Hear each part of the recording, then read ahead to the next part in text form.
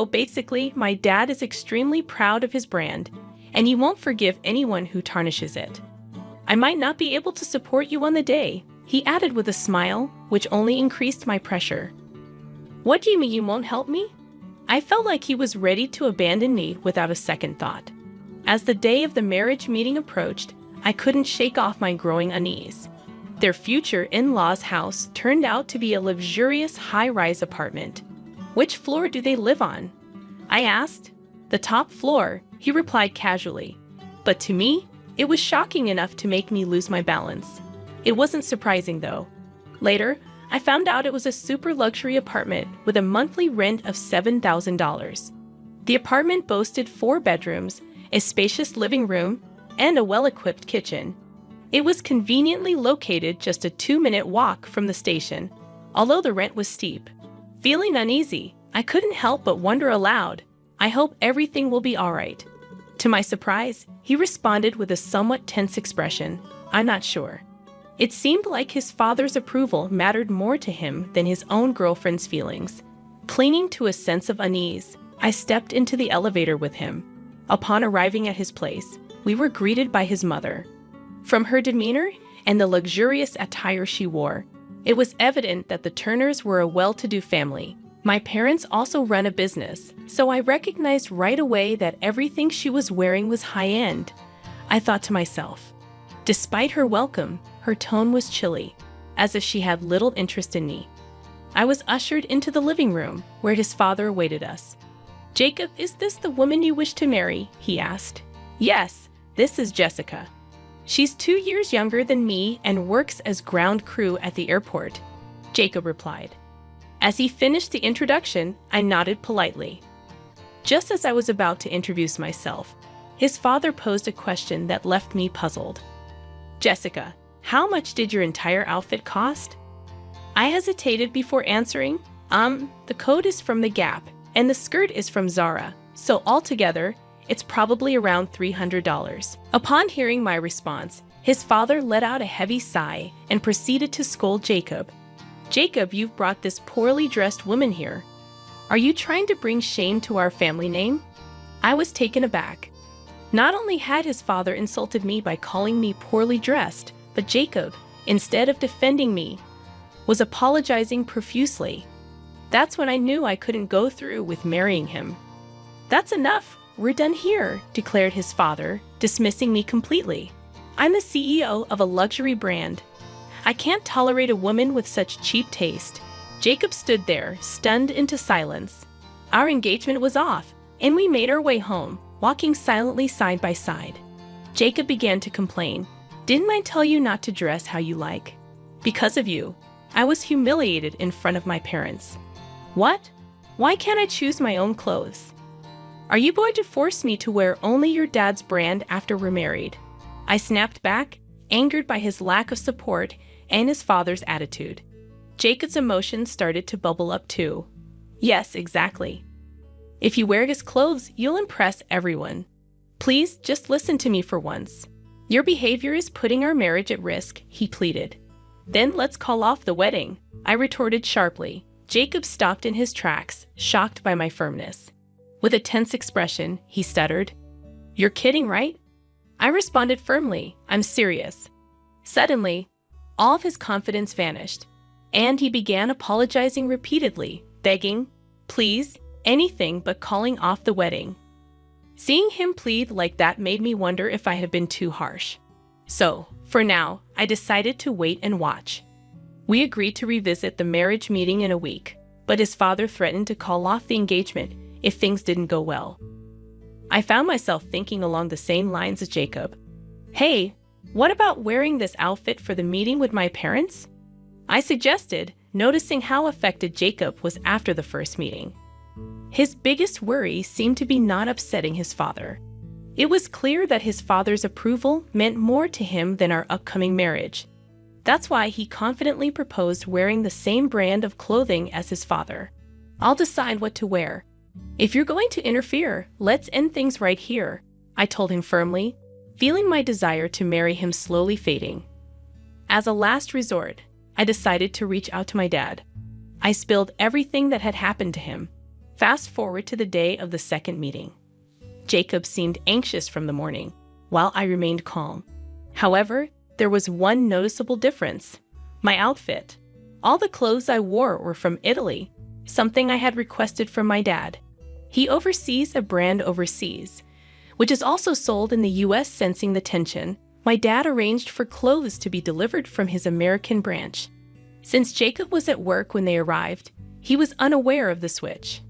When he noticed my new coat, he looked puzzled but didn't comment due to our tight schedule before the meeting. On the way to his parents' house, he pleaded with me, "Let's just make this meeting a success, okay? You do want to marry me, right?" His expression suggested that I should feel privileged to marry him, but deep down, I wasn't as excited about getting married anymore. The growing distrust between us weighed heavily on my mind as we arrived at his parents' house. Despite my inner turmoil, I plastered on a fake smile and assured him I'll do my best. This time, it was his father who greeted us, with my mother-in-law nowhere in sight. Without wasting any time, my father-in-law launched into criticism. "Jacob, what's the meaning of this? Didn't you promise to dress her in our brand?" His pride in the family brand surpassed my expectations. He once mentioned that even a pair of socks from their brand cost over $200. "I'm sorry, Dad." Jessica insisted on choosing her own outfit. Jacob apologized. My father-in-law let out a sigh and turned his attention to me. "Jessica, could you please refrain from tarnishing our family's brand image? That coat looks rather cheap," he remarked, scrutinizing my new coat closely. "It seems like a knockoff, doesn't it? It resembles Louis Vuitton at first glance, but it's not genuine." He took out his phone and began searching for something, likely checking the price. "Here it is. There's a knockoff that looks identical to your coat, and it's inexpensive. Even if you choose not to wear our brand, surely there are better options than that." My father-in-law proceeded to ruthlessly critique my appearance. His behavior was utterly unacceptable, signaling that this meeting was no longer just a formality for our impending marriage. Despite the tension, Jacob remained silent in front of his father, failing to defend me. "Well, take a seat and remove that $60 coat. You look destitute," he sneered. Unbeknownst to him, there was a coat similar to mine priced at $60, albeit missing a few zeros. At this point, I had reached my limit. "Excuse me, may I borrow a hanger?" I reached out for one nearby, but my father-in-law scoffed. "For a cheap coat like that, a hanger is too generous. There's a basket over there, use that. Jacob, fetch it for her." He commanded Jacob to hand me a laundry basket, reducing him to nothing more than a puppet under his father's control. Despite our exchanged glances, Jacob remained silent. However, his demeanor shifted when he glimpsed the label on my coat, which I reluctantly placed in the basket. "Dad, this coat is Prada," he exclaimed in disbelief. Both of them were stunned. My future father-in-law, who had previously dismissed my coat as cheap, suddenly changed his tune upon seeing the tag. "Oh, Jessica, why didn't you mention it earlier? You're wearing something truly remarkable," he remarked, attempting to force a smile. I returned his gaze with a cold stare and then addressed the matter of our marriage. "Let's call it off, please." They were taken aback. "What do you mean, Jessica? It's only fair. Even if he's your own father, if you can't defend your future wife when she's being belittled, I can't accept you as my husband." When I turned to Jacob for a response, he looked down, unable to utter a word. "Furthermore, father-in-law, this coat is from a brand owned by my father. And when I mentioned Prada, it's a collaborative piece with Prada, overseen by my father. There are only 5 of these in the world, valued at $60,000. $60,000. Father-in-law reacted as if struck by lightning.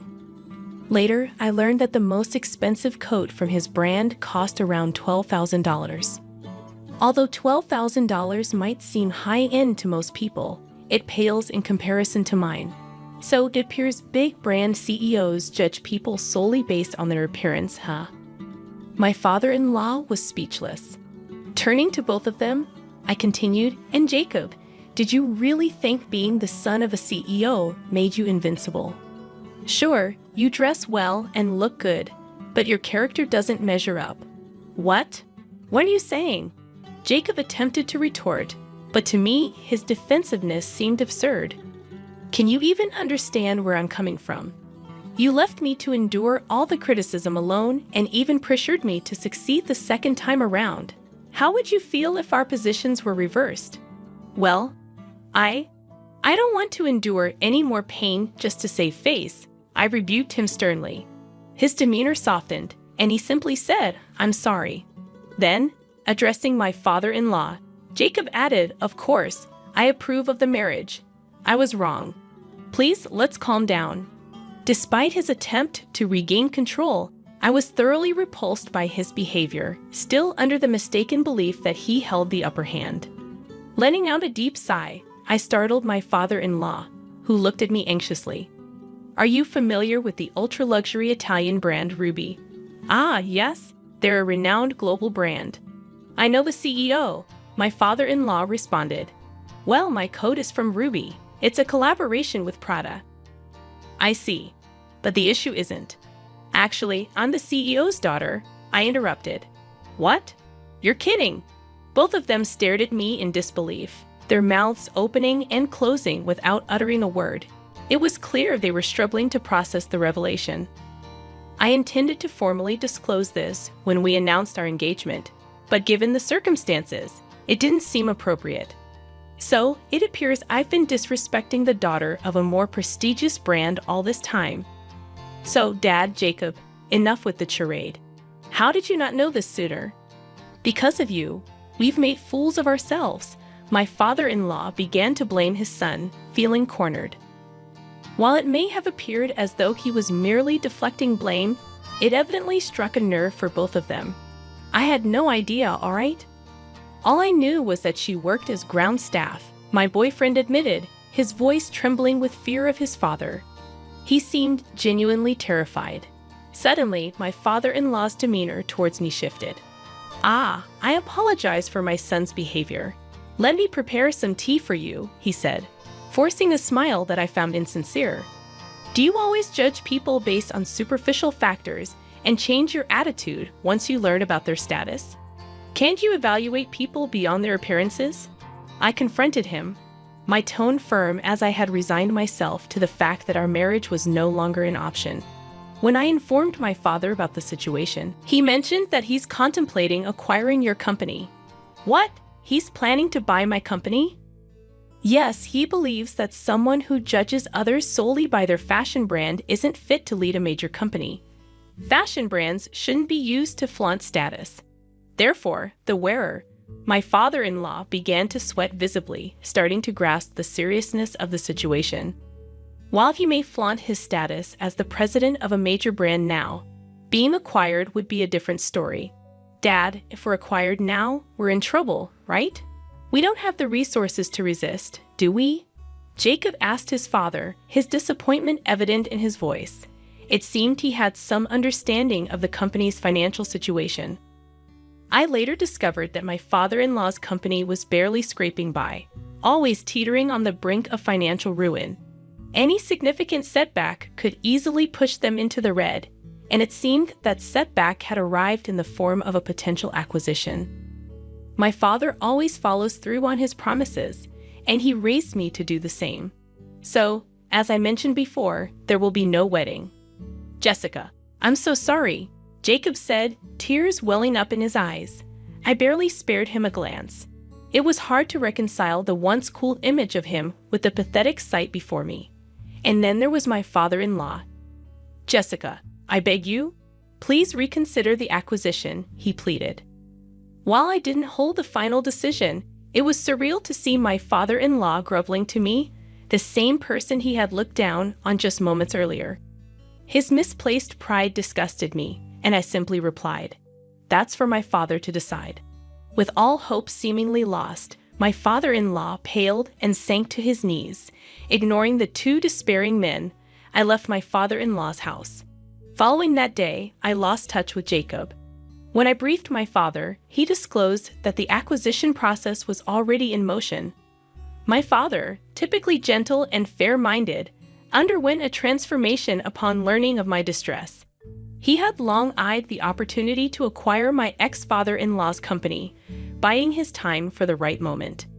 However, upon discovering that the same man who had belittled me for my background was the CEO of the target company, my father's resolve solidified. All uncertainty evaporated. He remarked, "In this acquisition, my priority is to safeguard the well-being of all employees except the CEO." This meant that my ex-father-in-law's fate rested entirely in my father's hands. As for the subsequent fates of those two individuals, I remained uninformed. However, a sense of relief washed over me when I stumbled upon breaking news on TV. The report announced the acquisition of a prominent fashion brand by Ruby Corp, a major American entity. The footage featured my ex-father-in-law during the acquisition. Looking utterly defeated, the fire extinguished from his eyes. My ex-father-in-law and ex-boyfriend, who both prioritized social status in marriage, appeared incapable of recognizing the intrinsic worth of individuals. I firmly believe that CEOs should emulate my father, who assesses individuals based on their character rather than superficial traits. This experience imparted a profound lesson, applicable not only to branded items but to all facets of life. I'm divorcing you to marry Ashley. I was shocked when my husband, Mark, declared that. What? I was dumbfounded, and my sister, Ashley, spoke in a sweet voice. Margaret, I'm sorry. We love each other. It was incomprehensible, but apparently true. They wanted to have a wedding, and I was beyond angry. I was just stunned. Feeling ridiculous, I decided to leave home immediately. And then, a few months later, the day of their wedding finally arrived. I took out my mobile phone and tapped the screen. There on the screen was a view of a wedding venue. I saw Ashley in a dress and Mark in a tuxedo. They were looking around nervously. No one had shown up, and they were clearly confused. Watching this scene, I couldn't help but laugh. Let them sweat it out. This wedding itself was my stage for revenge. My name is Margaret, and I'm 52 years old. I've been working in an insurance company's office for a long time. My family consists of my husband, Mark, and my son, Daniel. Daniel recently graduated from college and got a job. He has moved out and now lives alone near his company. Although I felt a bit lonely after raising him, honestly, I was relieved. Now, I can enjoy my life. Travel, hobbies, and such. That was the future I should have had. But our family has a big problem. That problem is Ashley. Ashley is my sister, 10 years younger than me. For various reasons, she still lives with us. Ashley, much younger than me, was spoiled by our parents. As a result, she has a rather selfish personality. Even now, at 42 years old, she hasn't changed a bit. I've been troubled by her actions many times before. But I never imagined she would turn my life upside down like this. The beginning of all this goes back 18 years. At that time, Ashley was 24. I was already married to Mark and busy raising our child. I wasn't particularly close with Ashley, so I only saw her occasionally when I went back to my parents' home. Though she had been selfish as a child, Ashley was now an adult. Surely, she must have matured at least a little bit. However, our parents said she hadn't changed at all. She was living at home, not doing any housework, and constantly complaining to our parents. She hated working, only occasionally doing part-time jobs when she felt like it. I'm worried about her future if she continues like this. I think she'll grow up a bit if she gets married, so we need to find her a husband soon. Isn't it more important for her to start doing housework and working properly? Getting married in her current state.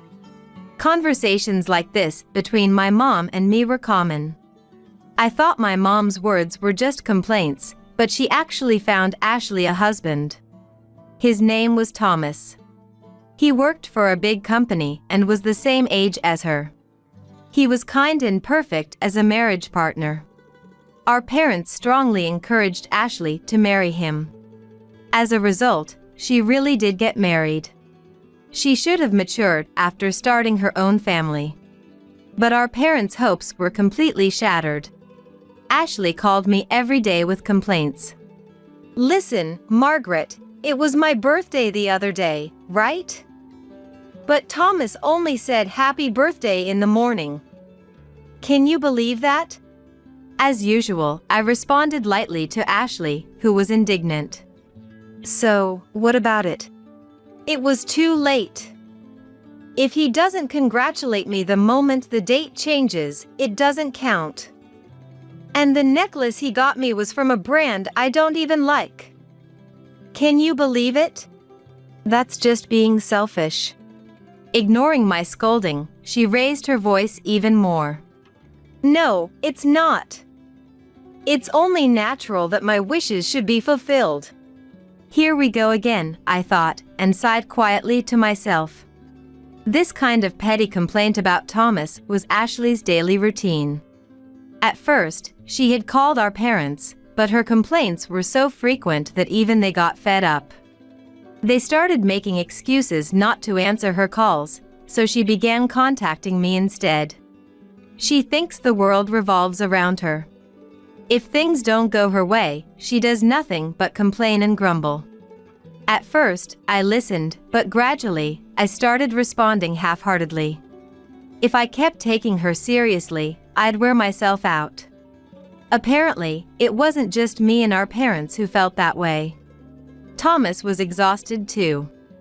Despite not doing much housework and always making excuses, Ashley would insist on getting her favorite foods and brands, making Thomas stand in long lines at famous stores. If he refused, she'd get angry, saying he didn't love her enough. She needed constant praise from Thomas, or she'd sulk and ignore him for days. After enduring this for so long, Thomas finally reached his breaking point. He left divorce papers and walked out. It had only been 6 months since they got married. Ashley was furious at him and ranted intensely. Our parents were frantic, and family meetings were held daily. But I remained calm.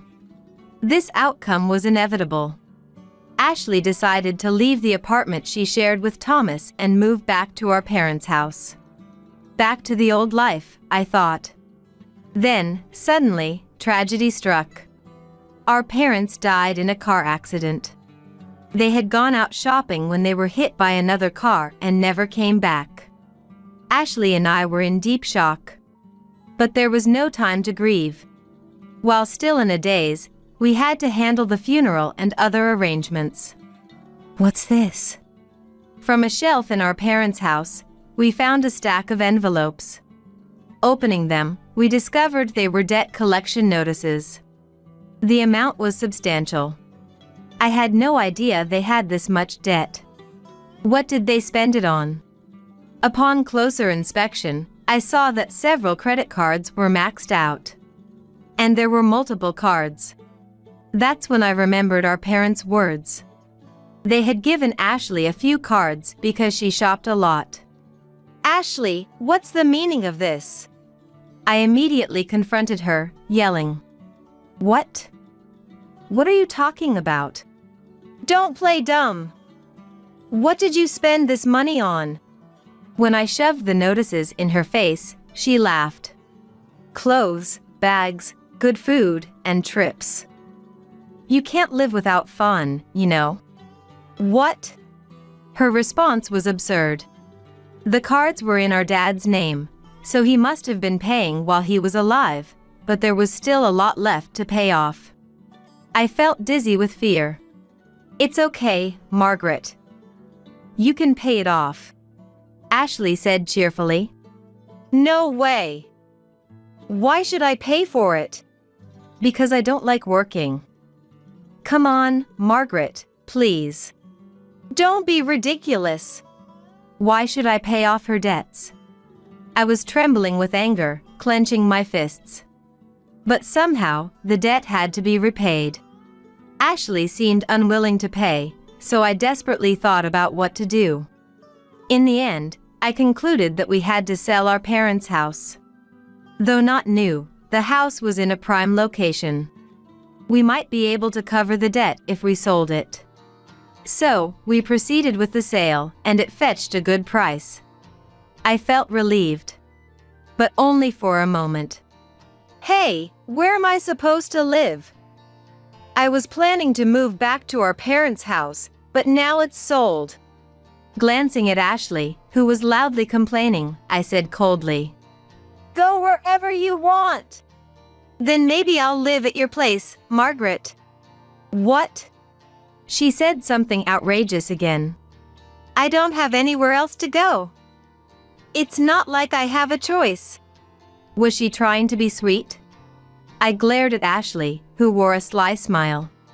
Mark and I had recently bought a house. We even made it a two-family house, thinking about the future. We had enough space for 2 or 3 more people. But living with this selfish Ashley.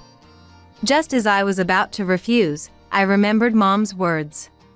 If anything happens to us, can you take care of Ashley? She's still like a child in many ways, so please. Indeed, she wasn't self-sufficient. The thought of leaving her to fend for herself didn't sit well with me. I sighed. Then, in a weary voice, I said, Just for a while.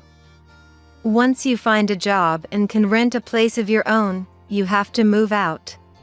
Yay! I knew I could count on you, Margaret. Her delighted smile irritated me. Reluctantly, I told Mark that Ashley would be living with us for a while. Mark responded nonchalantly. Ashley, huh?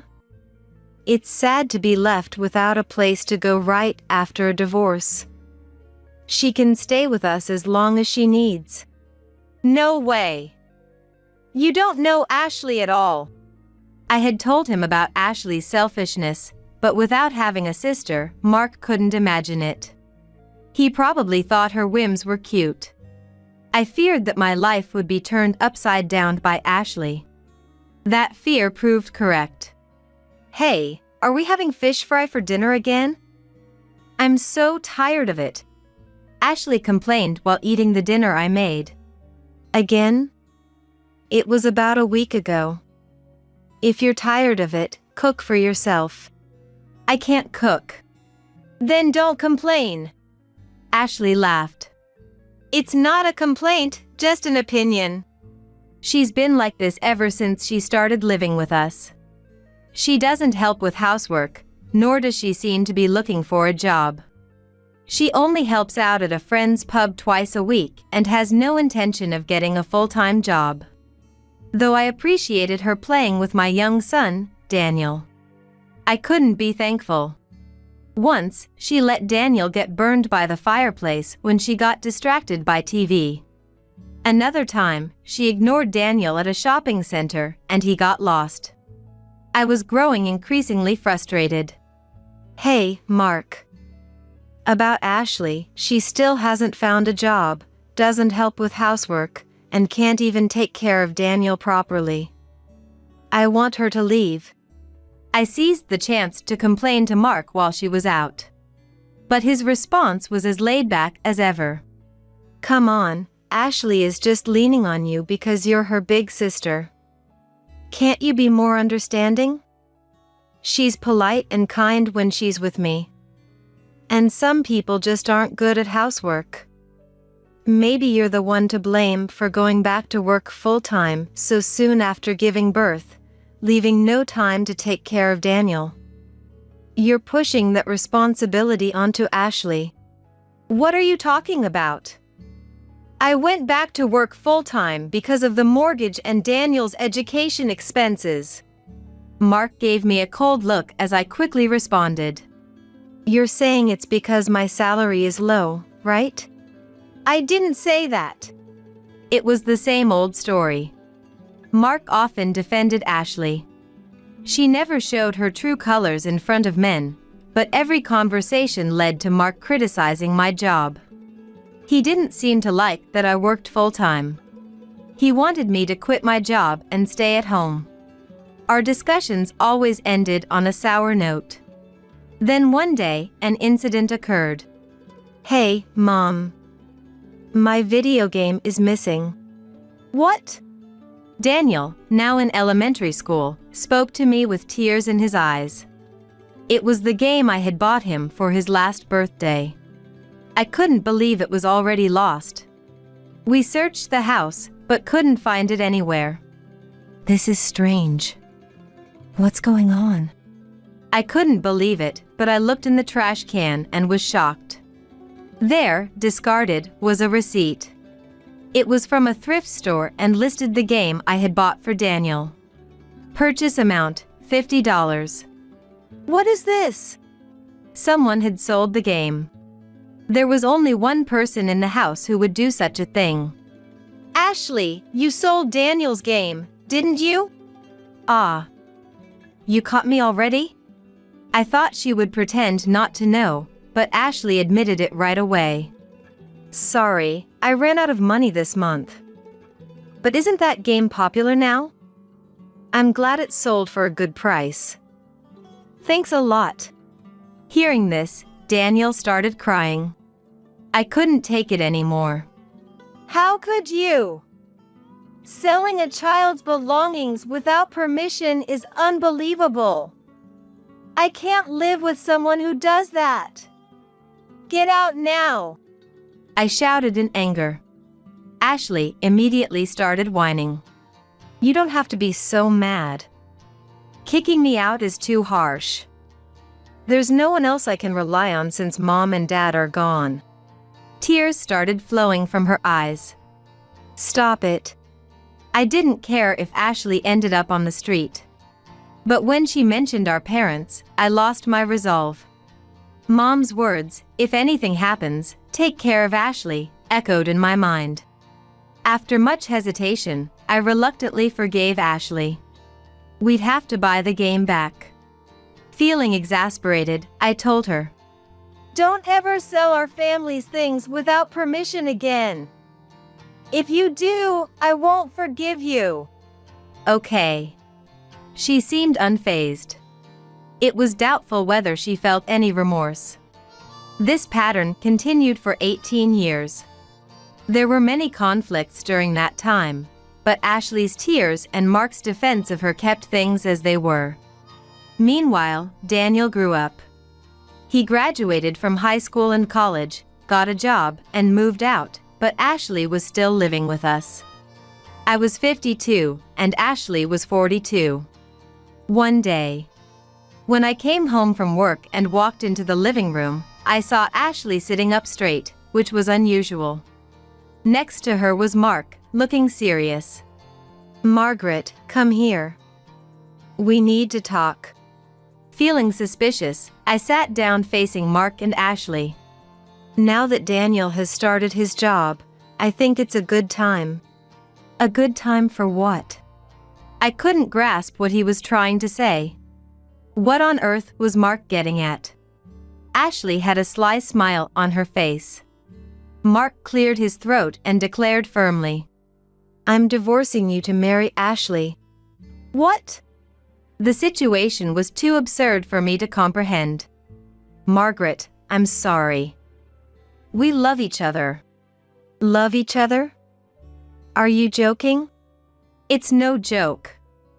We've been nurturing our love since Ashley moved in 18 years ago.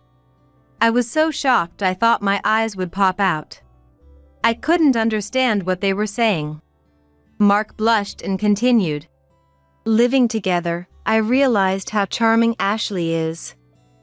She's sweet and affectionate, unlike always angry Margaret. Talking about this now makes me blush. Oh.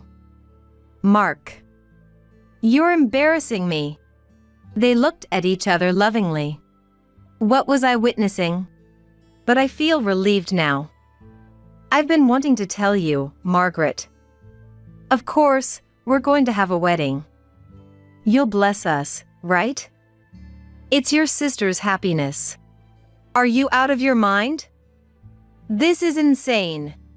Oh, Margaret, you're scary. Ashley clung to Mark, visibly frightened. Mark gently embraced her. I stood up from my chair. If I stayed here any longer, I felt like I would lose it. Filled with anger, I packed my things and left the house without a word. Immediately, I called Daniel. I had to tell him about the twisted truth. Dad and Ashley were nurturing a strange love. Fortunately, Daniel picked up right away. When I explained the situation, he told me to come over so we could talk. I took the train and visited Daniel's apartment where he lived alone. Dad and Ashley? That's insane. Daniel, who welcomed me in, looked disgusted. Of course. He couldn't bless them in such a situation. Exactly. It's so disgusting. I can't believe it. But looking back, there were signs. They used to sneak out together. And Ashley, she stole my video games to sell and even took food from my plate. How could Dad fall for someone like her? Nodding emphatically at Daniel, who had clearly lost respect for Mark, I said. And now they want to have a wedding. It's unbelievable. Daniel interrupted my endless rant. Speaking of the wedding. What he said next shocked me. How many times had I been shocked today? I listened to Daniel's plan, my heart pounding. If the timing is right, we could get revenge on those two. You mean? Daniel smiled a sly smile. When had he started making such expressions? It was a side of Daniel I didn't know, but it showed just how much Ashley had bothered him. I deeply regretted letting someone like her into our home. After that, Daniel and I had several discussions. We decided to put a certain plan into action. I wanted Ashley and Mark to realize their foolishness. That was my intent. Surely, our parents in heaven would understand. Ashley, who had betrayed me after all I had done for her, and Mark, who sided with her. I couldn't forgive them. I was determined to get revenge. I quickly arranged to stay at a hotel. For the time being, I could commute to work from there. Daniel offered to let me stay with him, but I didn't want to impose any further. Besides, the hotel near my office was well equipped and comfortable. It cost money, but as a full-time worker, I had enough savings to manage for a while. Mark had always complained about me working full-time, but in times like these, having money was useful. A few weeks later, Daniel contacted me. Mom, I got a wedding invitation from Dad and Ashley. There's one for you too. They think you're staying with me. Perfect. Daniel, how's our plan? It's all set. Then let's start. I had already sent the divorce papers to Mark, and they were filed. So, I didn't care if Mark and Ashley got married or did whatever they wanted. But sending a wedding invitation after stealing my husband? How brazen could they be? Their nerve was astonishing. I'm sure they were spending their days excitedly planning their wedding. But life doesn't always go as planned. Ashley needed to learn that. Our revenge was ready. I looked forward to the wedding day. Months passed. Finally, the day of their wedding arrived. I put on the chic dress I had bought for this day. Taking the train to the venue, I saw that the relatives were already gathered. After greeting them lightly, I opened the door to the waiting room. There stood Daniel in a tuxedo. Daniel, congratulations on your wedding. Thanks, Mom. Yes, today was Daniel's wedding day. He was marrying his girlfriend from college. Since his company might transfer him in the future, he thought it was a good idea to establish their home base now. The day I rushed to Daniel's place, he shared his thoughts with me. Of course, I had already met Daniel's girlfriend. Her name was Lisa. She was a serious and polite woman, leaving no room for complaint. Lisa is strong. Everything will go smoothly if we follow her lead. Daniel said with a smile, and I welcomed the idea of having such a dependable woman as Daniel's wife. However, talking about this made me realize that my role as a parent was truly coming to an end. Of course, there was a bit of sadness. But the overwhelming feeling was one of joy that he had grown up well. By the way, how are things over there? Oh, over there? Let me check. With that, I took out my mobile phone. Tapping the screen, I saw the scene at a certain wedding venue. There were Ashley in her dress and Mark in his tuxedo. They were looking around frantically. They seemed puzzled that no one had shown up for their wedding. I couldn't help but laugh at the sight. Daniel's wedding and their wedding were on the same day. Of course, at different venues. Their venue was a bit far from here, but I had explained the situation and managed to get a camera set up there. It was connected to my mobile phone so I could see what was happening. Naturally, they had no idea. This was our plan. We arranged for Ashley and Mark's wedding to be on the same day. I had told our relatives everything in advance. They were all outraged by Ashley's outrageous behavior and Mark's foolishness. They agreed to cooperate with our plan. We had sent RSVPs to Ashley's invitations, saying we would attend, but we were all actually here at Daniel's wedding. So there was no way guests would show up at Ashley and Mark's wedding. Of course, we hadn't told their friends, so they might have some people show up.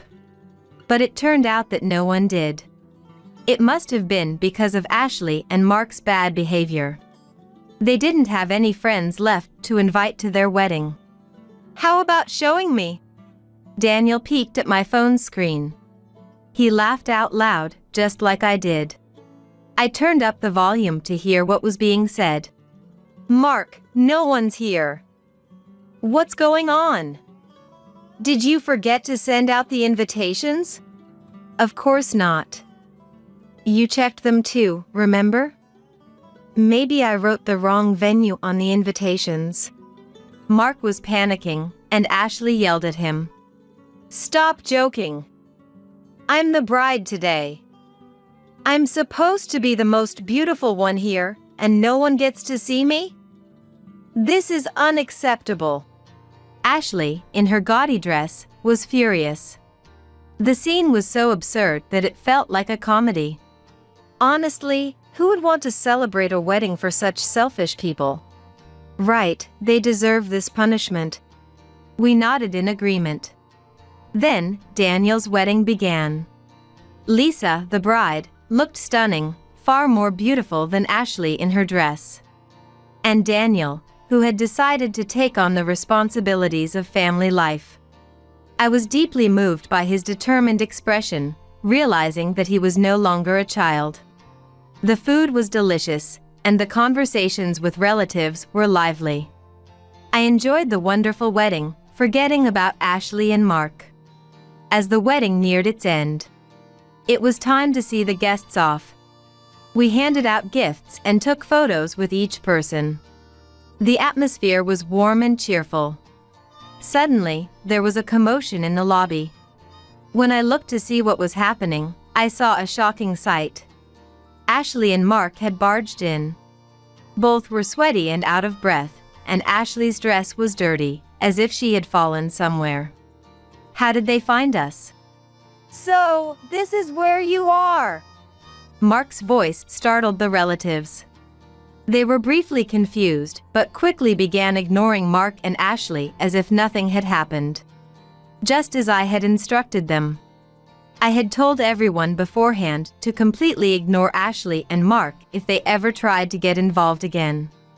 I stopped Daniel, who was about to step forward. I couldn't let him deal with this on such an important day. I had to settle this myself. How did you find us? No one showed up, so I thought something was wrong. I figured the invitations might have had the wrong venue, so I called nearby wedding venues. They said there was a wedding here.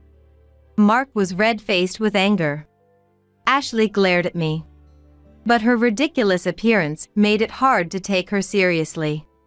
Her makeup was smudged with sweat, and her dress was so dirty it looked like a rag. Perfect timing.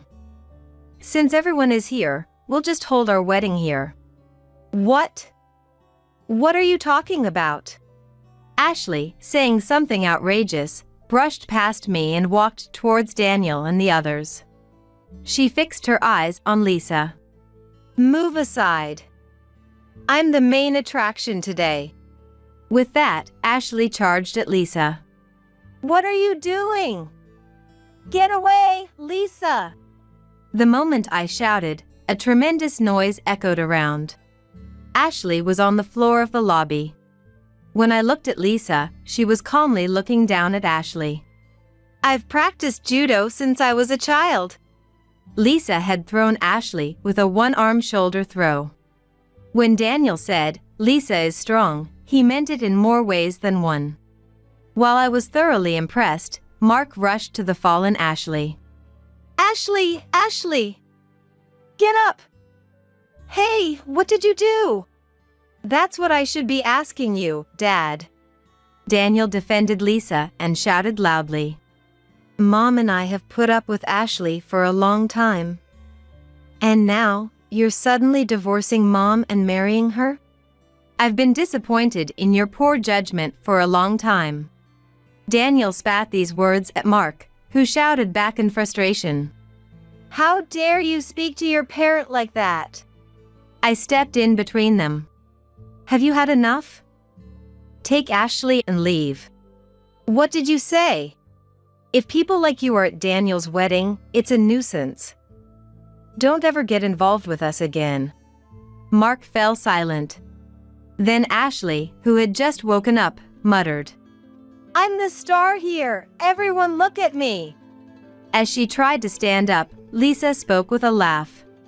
Your underwear is showing. What?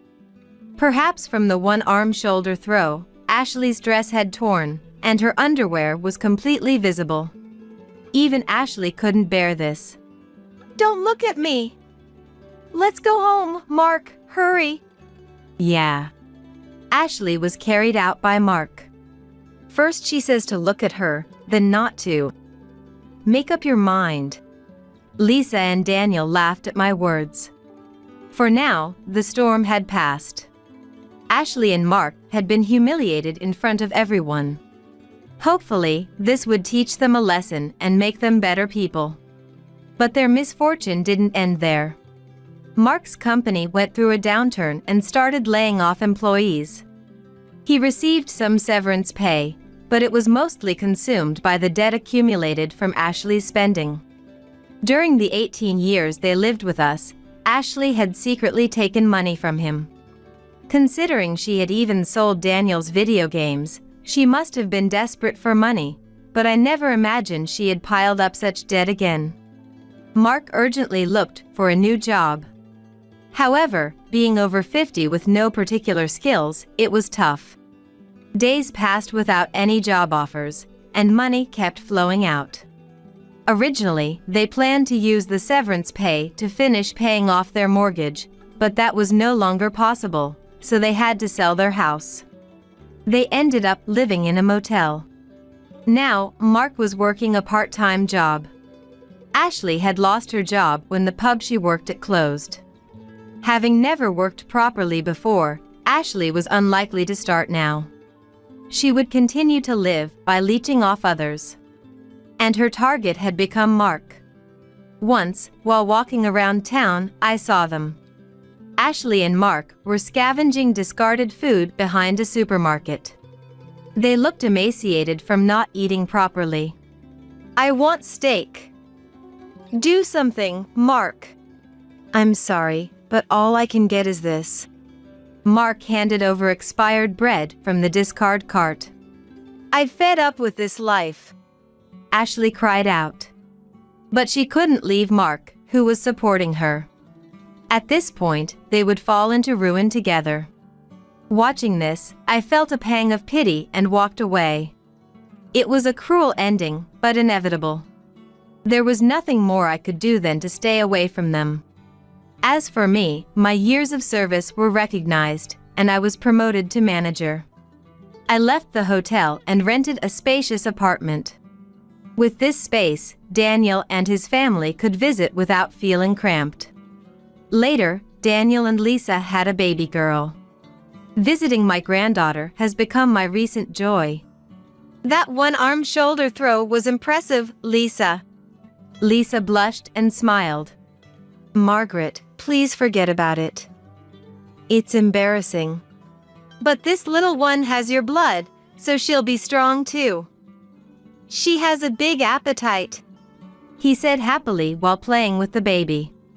That's good. Health is the most important thing. We chatted about many trivial things. I was amazed at how peaceful life was without Ashley. Although my plans had changed a bit, my life was still ahead of me. I wanted to continue enjoying each day. Something feels off. I try to pinch my cheeks to ward off the sudden wave of sleepiness, but it's utterly ineffective. There wasn't anything particularly exhausting about today, just a meal at my in-laws. And I'm not usually short on sleep. Why then, I wonder drowsily, when I hear my husband's laughter. Good night, LOL. I'll make sure you have sweet dreams. My name is Lila. A 24-year-old office worker, newly married to Riley, who is 5 years my senior. We met through a friend and, after dating for 2 years, were happily married. We had a grand wedding recently and received blessings from many people. Just as I was dreaming about our happy married life ahead, an unexpected misfortune struck. Emerson, my mother-in-law, suddenly fell ill and passed away in no time. Emerson was cheerful and very kind, delighted when I first went to greet her. Nice to meet you, I'm Lila. Oh, what a joy to have such a lovely woman as my son's wife. I've always dreamed of having tea time with my son's wife. I'd be delighted. Please, let's have tea time together. Though I was nervous, Emerson welcomed me with a full smile, making me feel at ease and fond of her. We had planned to have tea time together after the wedding settled down, but that dream was shattered with Emerson's passing. We were busy with Emerson's funeral, sorting out her belongings, and handling the inheritance, finally settling down a year later. Then, I got a call from Trevor, my father-in-law.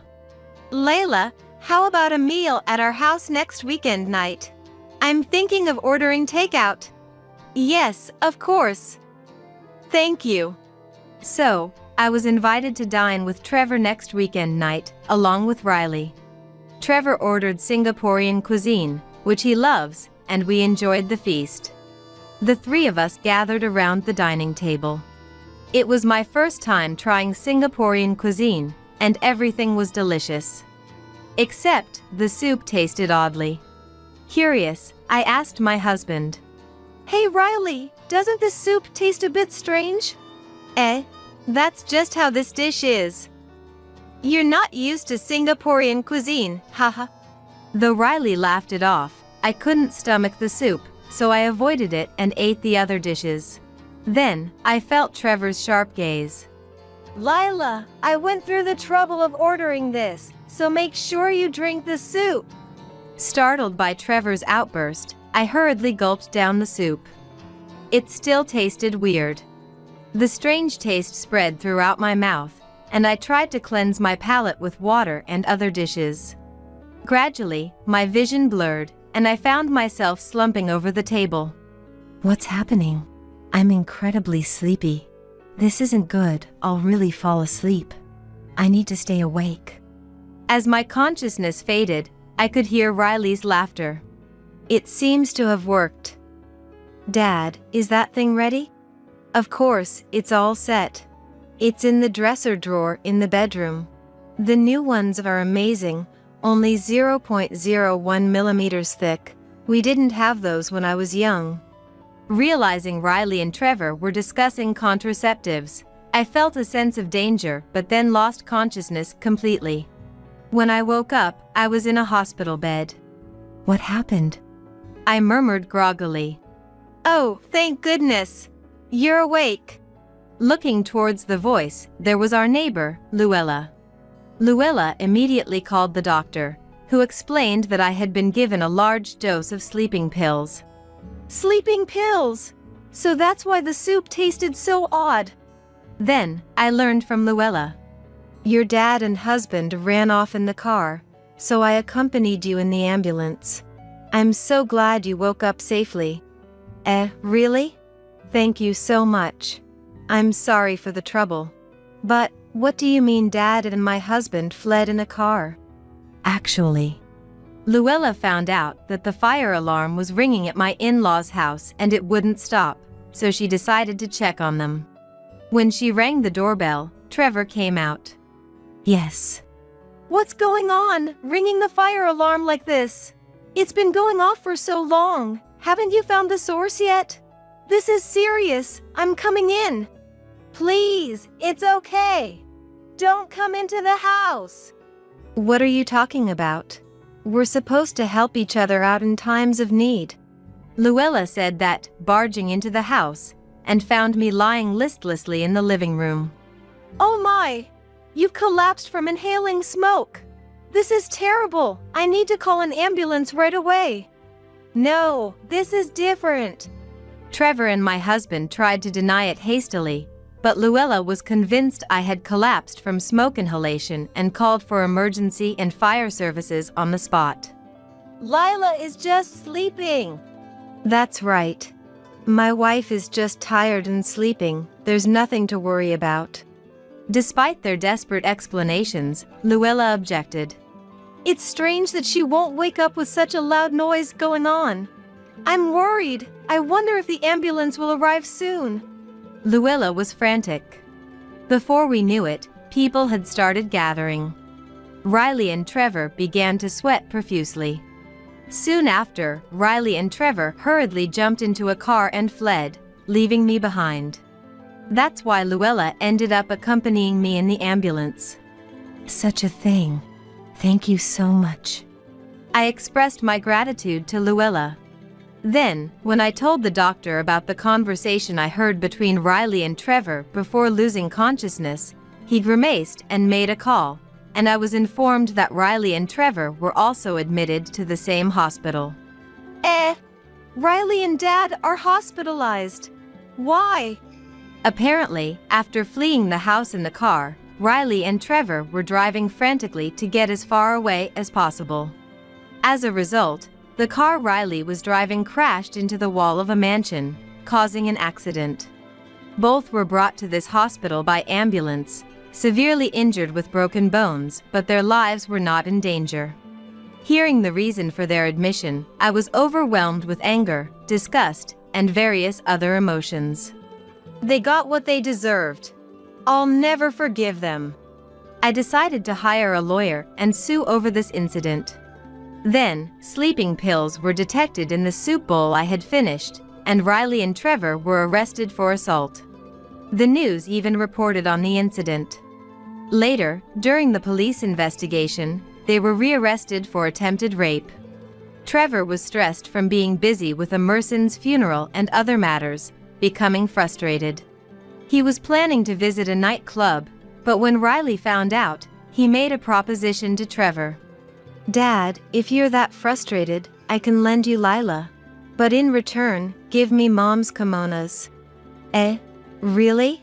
I'd be thrilled to be with young Lila, but... Why Mom's kimonos? Are you running out of money? Yeah, I kinda blew through my savings. Riley had squandered his savings on gambling and offered me in exchange for Emerson's kimonos, which came from a distinguished family and were valuable.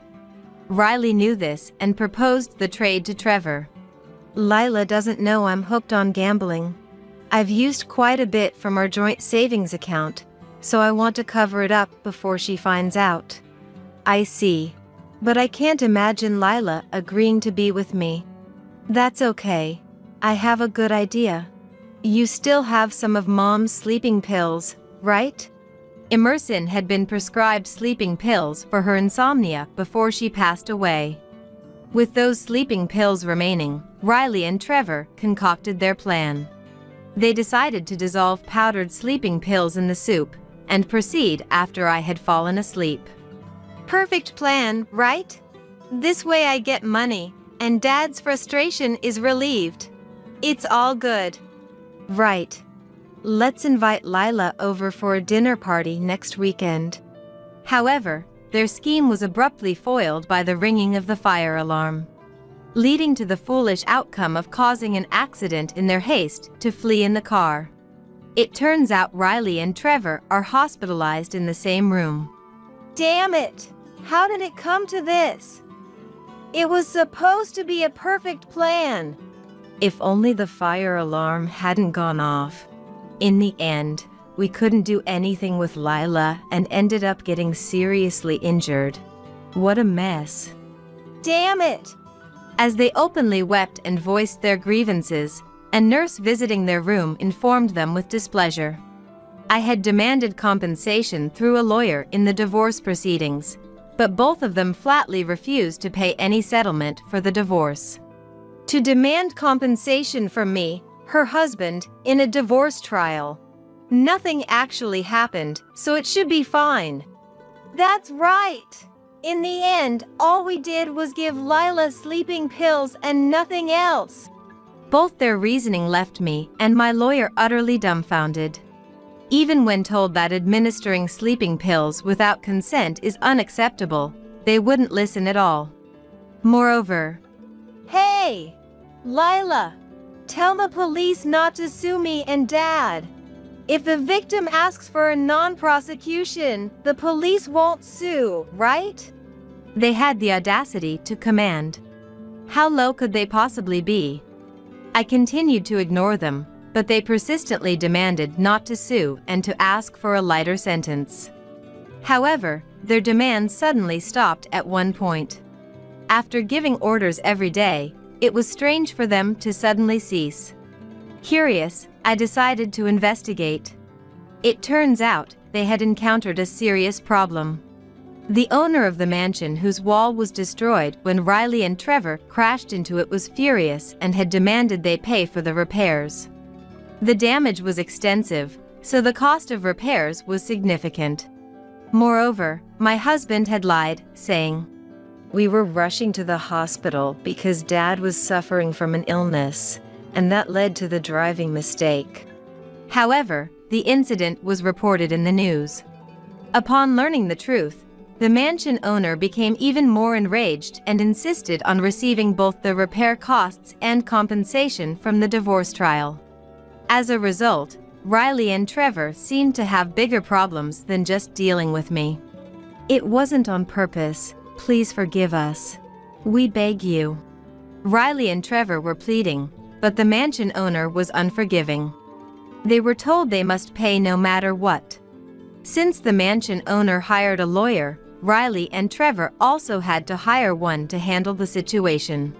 Since I had a lawyer as well, the compensation for the divorce was smoothly negotiated between the lawyers. Given their clear wrongdoing, our demands were almost fully met. I also demanded and received the money Riley had misappropriated from our joint savings account. Although I hadn't noticed his gambling addiction, I remembered how his overtime had suddenly increased at one point. Probably, he was lying about working late and going to pachinko instead. And so, I naturally proceeded with the divorce from Riley. The negotiations were handled by our lawyers, and though initially reluctant, Riley agreed to the divorce when I firmly insisted. Riley's lawyer played a significant role by convincing them that they were in a very unfavorable position and needed to show sincerity. Later, I went to thank our neighbor Luella again. "Thank you so much. I don't know how to express my gratitude." "Oh, I didn't do anything special. It's good that you're safe. Perhaps Emerson was looking out for you." "Emerson, you say? What do you mean?" After I was taken to the hospital in an ambulance, the firefighters came and checked the cause of the fire alarm. However, the only source of fire in the house was a candle on Emerson's altar, which no one should have lit. This wasn't enough to trigger the fire alarm. indicating a possible malfunction as there were no other signs of fire. Maybe Emerson is always watching over you? She was so happy to have such a lovely daughter-in-law, Luella told me with a smile. It might have been a coincidence, but even so, I felt a warmth thinking about Emerson's kind smile. After expressing my thanks to Luella again, I headed to a certain cake shop. This shop sells a chocolate cake that I've always loved. When I had promised to have tea time with Emerson, I wanted her to try the chocolate from this cake shop. After buying sweet buns, I went to the florist to buy flowers that matched Emerson's cheerful image, with a fresh impression, and headed to visit her grave. Offering the flowers and chocolate at the grave, I expressed my gratitude to Emerson. Dear Emerson, thank you so much. Your help saved me. Though I've divorced Riley, I will always love you, Mom. I wished I could have talked more with Emerson. I wanted to have that tea party. This chocolate was meant to be shared with you, Emerson, during our tea time. It's really delicious. Just then, the wind blew softly. Feeling as if Emerson had responded, a tear fell from my eye. But thinking that crying would worry Emerson, I lifted my face, smiled, and said, I'll visit again, Emerson. And moved on. I decided to take the chocolate back with me later, as I couldn't leave it at the grave. On the way home, I felt incredibly refreshed. Despite everything, I vowed to live energetically from tomorrow on. Returning to single life, I threw myself into work more than ever before. Riley and Trevor, with their complex fractures, seemed to still be in the hospital. The owner of the mansion is trying to collect the repair costs before they are discharged and sent to prison, and it seems they had to sell their car and belongings to pay back the money using their savings. Physically and mentally devastated, and with prison time awaiting them. They are experiencing a living hell. I hope they reflect deeply and pay for their crimes once they are discharged and sent to prison. Since then, I've been visiting Emerson's grave regularly, updating her on my life. Having had enough of love for a while, I've decided to enjoy being single and am studying hard to earn new qualifications. I plan to live every day without regrets. My husband called me disgusting for my severe morning sickness, looking down on me with cold eyes. You're the one who threw up and made a mess, right? Hurry up and open the window to air it out. If the smell sticks, you're paying for it. Just because you find it hard to go shopping or cook doesn't mean morning sickness isn't an illness. Don't be so stupid. On top of that, as my morning sickness got worse, my husband left me at home and went on an overseas trip with mother-in-law, Audrina. That was the last straw for me, and I began to plot my revenge. A week later, my husband called, furious. I laughed it off. Since you told me to clean the house, I did just as you said. Got a problem with that? I'm Kimberly, a 28-year-old office worker. My husband, Eamon, and I live in a detached house and both work while we've recently become pregnant. While I was happy, my morning sickness was so severe that I couldn't go to work on some days. Fortunately, many at my workplace were understanding. Once you get through this, it'll get easier, so make sure to rest and take care of yourself. They gave me some time off when I was considering quitting. So, I spent my days at home, resting as much as possible, eating when I could, and doing household chores. The problem was my husband. He practically stopped doing any housework at all. You're always at home, right? Even a pregnant woman can clean, so at least do that. While my husband used to do household chores when we were both working, he stopped doing anything since I took my leave. Even when I said I couldn't do it because of severe nausea, he wouldn't listen. Moreover, he compared me to other pregnant women he had seen, saying, just being lazy and slacking off in the name of morning sickness. Furthermore, he was extremely averse to me vomiting. The first time I vomited at home, I didn't make it to the toilet and ended up using the living room trash can. Seeing this, my husband, pinching his nose, hurried me to ventilate the room and kept yelling at me, even though my nausea hadn't subsided. Although I vomited into a plastic bag in the trash can, so the can itself wasn't dirty, he made me dispose of the bag and then threw the trash can away. Hey, what's with that attitude?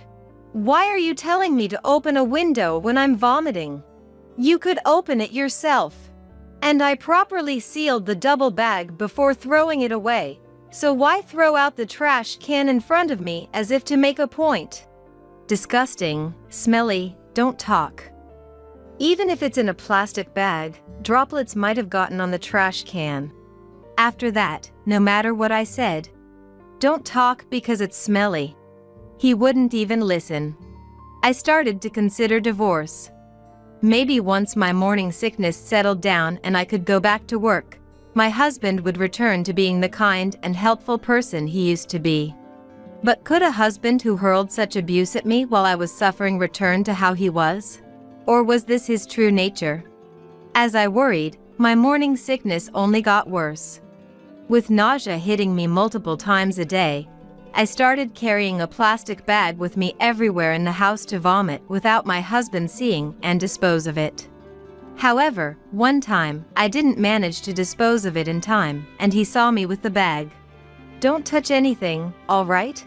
You're paying for the sofa you just sat on since you're going to dispose of it because you dirted it. He looked at me with utter disgust. When I impulsively brought up divorce, I noticed he was holding a pamphlet in his hand. He spread it out to show me. In about 2 weeks, I'm going on a trip overseas with Mom. We plan to stay for about a week. Don't slack off on cleaning just because I'm not here. Keep the house clean. What? What are you thinking? While looking at me coldly, my husband laughed in a low voice. I don't want to stay in a house you've made filthy. The morning sickness should settle down in about 3 weeks, right? By the time I'm back from the trip, it should be nearly over, so clean the house in the meantime. Fine. I'll give the house a thorough cleaning. The next 2 weeks were tough for me. He doubled down on doing nothing, even eating strongly scented meals or spraying harsh perfume around the room despite my pleas because it made me nauseous. Despite locking me in the bathroom, he'd bang on the door furiously and yell if he wanted to use it himself. This lifestyle continued. I immediately informed my parents that I had decided on divorce. Since my husband's attitude changed, I had been discussing it with my parents, who must have realized from my words that convincing me otherwise was no longer possible. They told me to come back home immediately. However, just divorcing and returning to my parents' home wasn't enough for me. I was determined to teach my husband, who lacked any awareness of being a father and thought nothing of the individual differences in pregnancy and morning sickness, a lesson. 2 weeks later, I saw my husband off with a large carry-on bag. These 2 weeks were the peak of my morning sickness, and I had lost more than 2 kilos.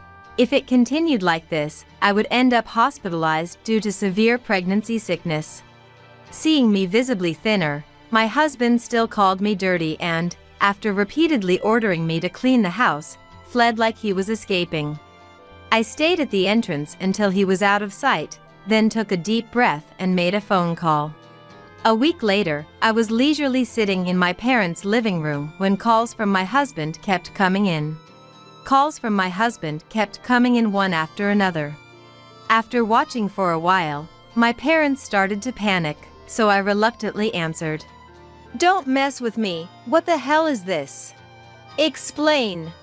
I instinctively moved my smartphone away from my ear at the sound of my husband's loud voice the moment the call connected. Still, I sighed at the loud enough voice and listened to him. I can't get into the house. What's going on? Don't change the locks on me while I'm away. Ah, the real estate agent changed them. It's kind of gross to have the same keys as the previous tenant for the next one, right? So, they changed the locks when selling the house. Huh? Real estate agent? Oh, didn't you see the sign? It's right there next to it, for sale.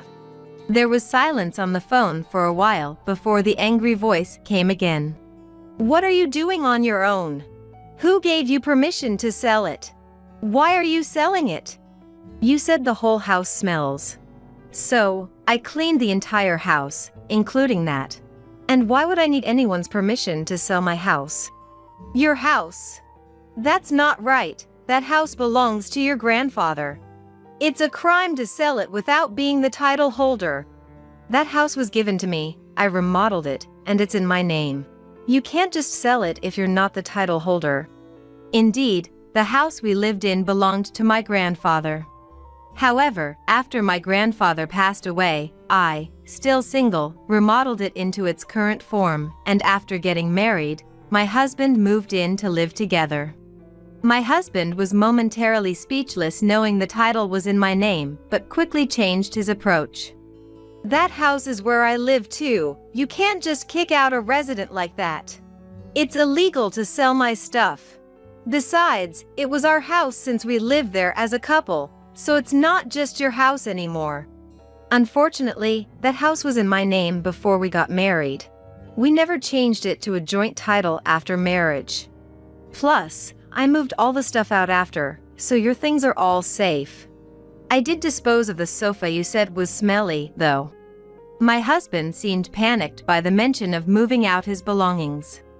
He was asking where and when. It's at your grandmother's house. After all, you're away with Dad gone and no siblings. There was nowhere else to send it but your grandmother's when you went overseas with Audrina.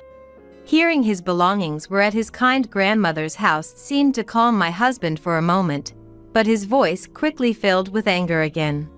So, you're the kind of woman who sells the house and dumps the belongings while her husband is on a trip.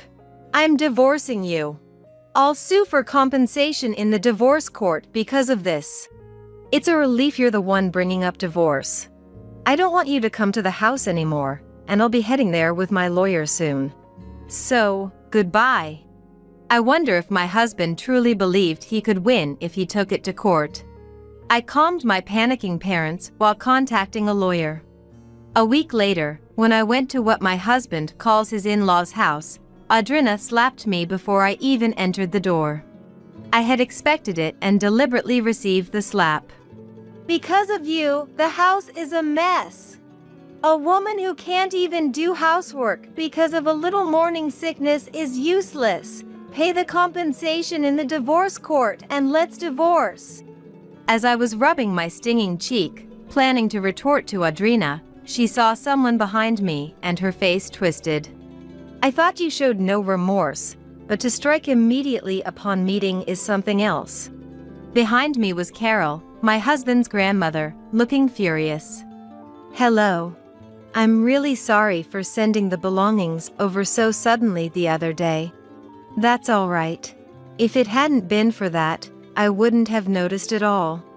I had come to the in-laws' house, which was now the home of my husband's grandmother who had kindly accepted his belongings. When I sent my husband's belongings, I included a letter of apology, detailing everything about our situation. As a result, the grandmother was furious with her grandson's husband for hurling terrible words at his wife suffering from morning sickness and leaving her to fend for herself. She was equally furious at Audrina for going on an overseas trip with him without admonishing such behavior. The grandmother, now 80 years old, is a gentle figure to her grandson but a disagreeable mother-in-law to Audrina. Since Audrina married into the family, her relationship with the grandmother, due to their clashing personalities, has always been like cats and dogs.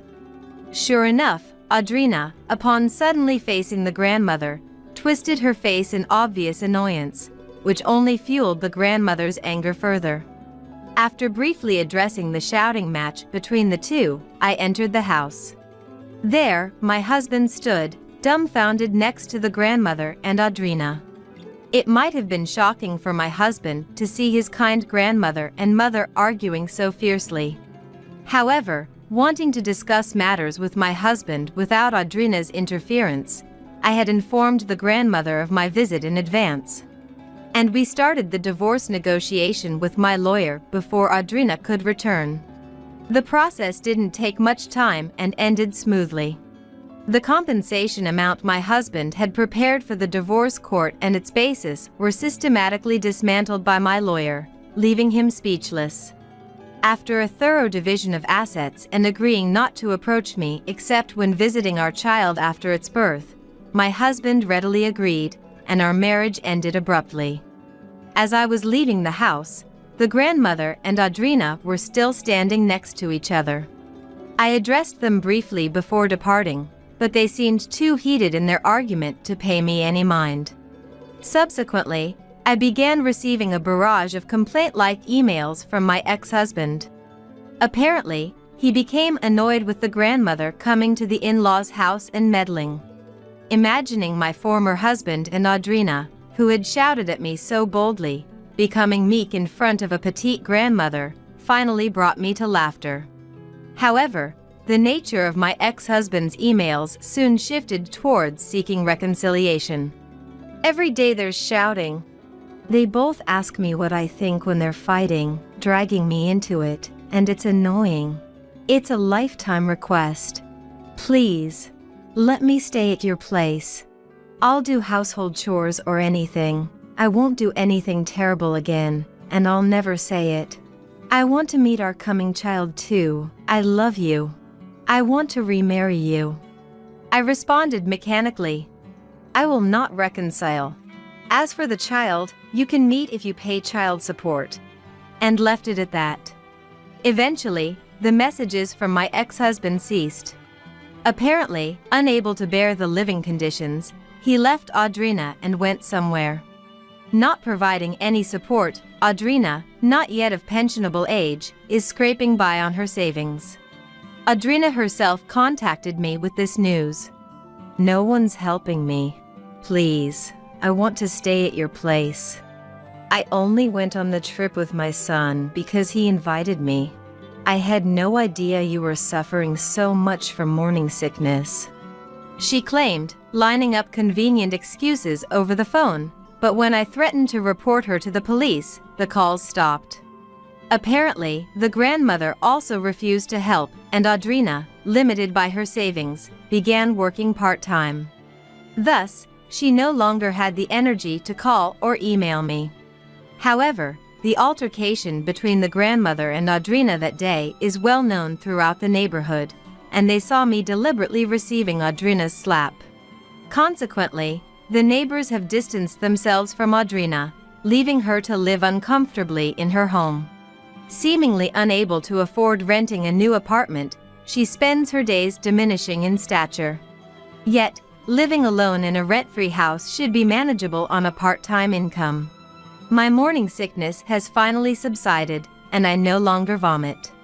The doctor, learning of my divorce and the circumstances around it, scolded me for accumulating too much stress, which wouldn't help in healing. Though I had been consulting with my family, the stress from living with an uncooperative ex-husband for a while, and dealing with real estate agents online to sell the house, had been too much on my body, and I reflected on this. Moving forward, I plan to avoid stress and return to work. Anyway, I'll be taking maternity leave before giving birth, planning to live at my parents' house. Now, imagining the appearance of my unborn child brings me immense joy. As the days go by, my anticipation grows, and I can hardly wait to see what kind of child will be born. No matter what, I intend to raise my child with love. The crying kids and the wife who doesn't do housework are just in the way. Upon returning home from visiting her parents, Emery was greeted by these unbelievable harsh words from her brother-in-law, Mark. To make matters worse, Mark left Emery and her child behind at our house and went back alone. The worst. Was Mark always hiding his true nature? The action I took, shaking with anger. My name is Violet. I retired last year after working for many years. I have a daughter named Emery. When Emery was 5 years old, her father fell ill and passed away. Since then, I've raised Emery with all my love, by myself. Emery has always been a kind child. She sometimes felt lonely without her father, but grew up to be a bright and honest good child. At the age of 25, Emery married a man named Mark and became a housewife. Emery and her family live in an apartment an hour away by train from my house. One day, I received a call from Emery. Mom, I'm pregnant. I was overjoyed to hear about Emery's pregnancy. That's wonderful. How are you feeling? If there's anything I can do, just let me know. Congratulations, I said, offering my blessings. Imagining a bright future, I even started thinking about passing on my house to Emery and her family someday. Hoping for the health of both mother and child, I spent my days looking forward to the birth of a healthy baby boy. Emery decided to come back home for about a month with her son after giving birth, and I did everything I could to support Emery so she could rest a bit. Bathing, changing diapers, feeding milk. Taking care of a baby after so long was challenging but fulfilling, and most importantly, my grandson was so adorable that I was motivated to do anything. Emery tried to do as much as she could on her own, but I always told her not to overdo it postpartum. Thinking of Emery's health, I prepared nutritious meals. Mom, thank you so much. This really helps, Emery would always say, expressing her gratitude. I was enjoying life with Emery and my grandson, but one thing bothered me. Emery's husband, Mark, hardly ever came to our house. I thought it was normal for a husband to come and see his wife and child. 2 weeks later, Mark finally came to our house. However, he barely exchanged a few words with Emery and didn't even bother to look at the baby sleeping in the crib on his own. Emery picked up the baby to show him, but Mark showed little interest. I suggested to Mark, "Why don't you stay over tonight?" But Mark declined, saying, "No, I'm busy with work, so I'll pass," and left soon after. I felt uneasy about Mark's indifferent behavior, showing no affection for the baby or consideration for Emery, but I continued to support Emery and take care of my grandchild with dedication. After that, Mark never showed his face again. A month flew by, and it was time for Emery and my grandson to return home. Feeling lonely again, I hoped the family of 3 would support each other. Even though Mark had a lukewarm response when he visited, living with the baby might gradually nurture his paternal instincts. Maybe he only came once because he was really busy with work. Convincing myself of this, I hoped for Emery's happiness. But a week later, when I noticed noise at the front door, I found Emery, my grandson, and Mark. Emery looked pale and worn out. Mark was saying to Emery, "The crying kid and you, not doing housework, are both in the way. Stay at your parents' house for a while." I was shocked into silence. Noticing me, Mark lazily said, Violet, please take care of the kid for a while. I'm leaving Emery here too." Violet, please take care of the kid for a while. I'm leaving Emery here too." And tried to leave. I was about to yell at Mark, but held back when I saw Emery tightly holding the baby. "Yes, that's fine." My voice was strained, but Mark, seemingly indifferent, said, "I'll come to pick them up eventually," and left without a second glance at Emery or the baby. After inviting Emery and the baby inside and asking what happened, Emery suddenly started crying. Comforting her, I was stunned by what she finally managed to say. "Mom, Mark says he's bothered by me and the baby." Upon asking for details, it turned out Mark would rage about the baby's crying and his inability to work from home. Mark's company allows him to work from home a couple of days a week. He also berated Emery, believing extreme articles online about perfect parenting and housekeeping during maternity, or unrealistic knowledge about pregnancy and childbirth. "Why is the house such a mess? There are dishes piling up. Don't use childcare as an excuse for your laziness." He criticized Emery for neglecting housework due to childcare, despite not helping at all. Finally, he left Emery and the baby at our doorstep, saying, "The crying kid and the wife who doesn't do housework are just in the way. Take care of them at your parents' house for a while. And went back alone. After hearing Emery's story, I felt a surge of anger and immediately contacted Mark's parents. When I told them about Mark's treatment of Emery, they said, "Well, but please understand Mark's feelings. It's unpleasant if a house is messy." I was speechless with astonishment. They even said, "We wish Emery would be more considerate of Mark." To which I calmly replied, "It's ridiculous to put all the burden on Emery without helping with childcare or housework." I continued to lecture them. Eventually, Mark's parents seemed to understand what I was saying. When I called Mark himself and lectured him, "You're always complaining to Emery, but have you ever changed the baby's diaper or fed him milk even once? As a married couple, you need to cooperate." Mark wouldn't listen. Instead, he said, "Speaking of which, Violet, you mentioned before about giving us your house. When will that be?" Completely ignoring Emery and the baby to inquire about the house. He said in a frivolous tone, "Our current apartment is too small, so I really want to move into your larger house soon." Aghast, I replied, "I'll hand it over once you come to properly take Emery and the baby and can live together as a family." And hung up the phone.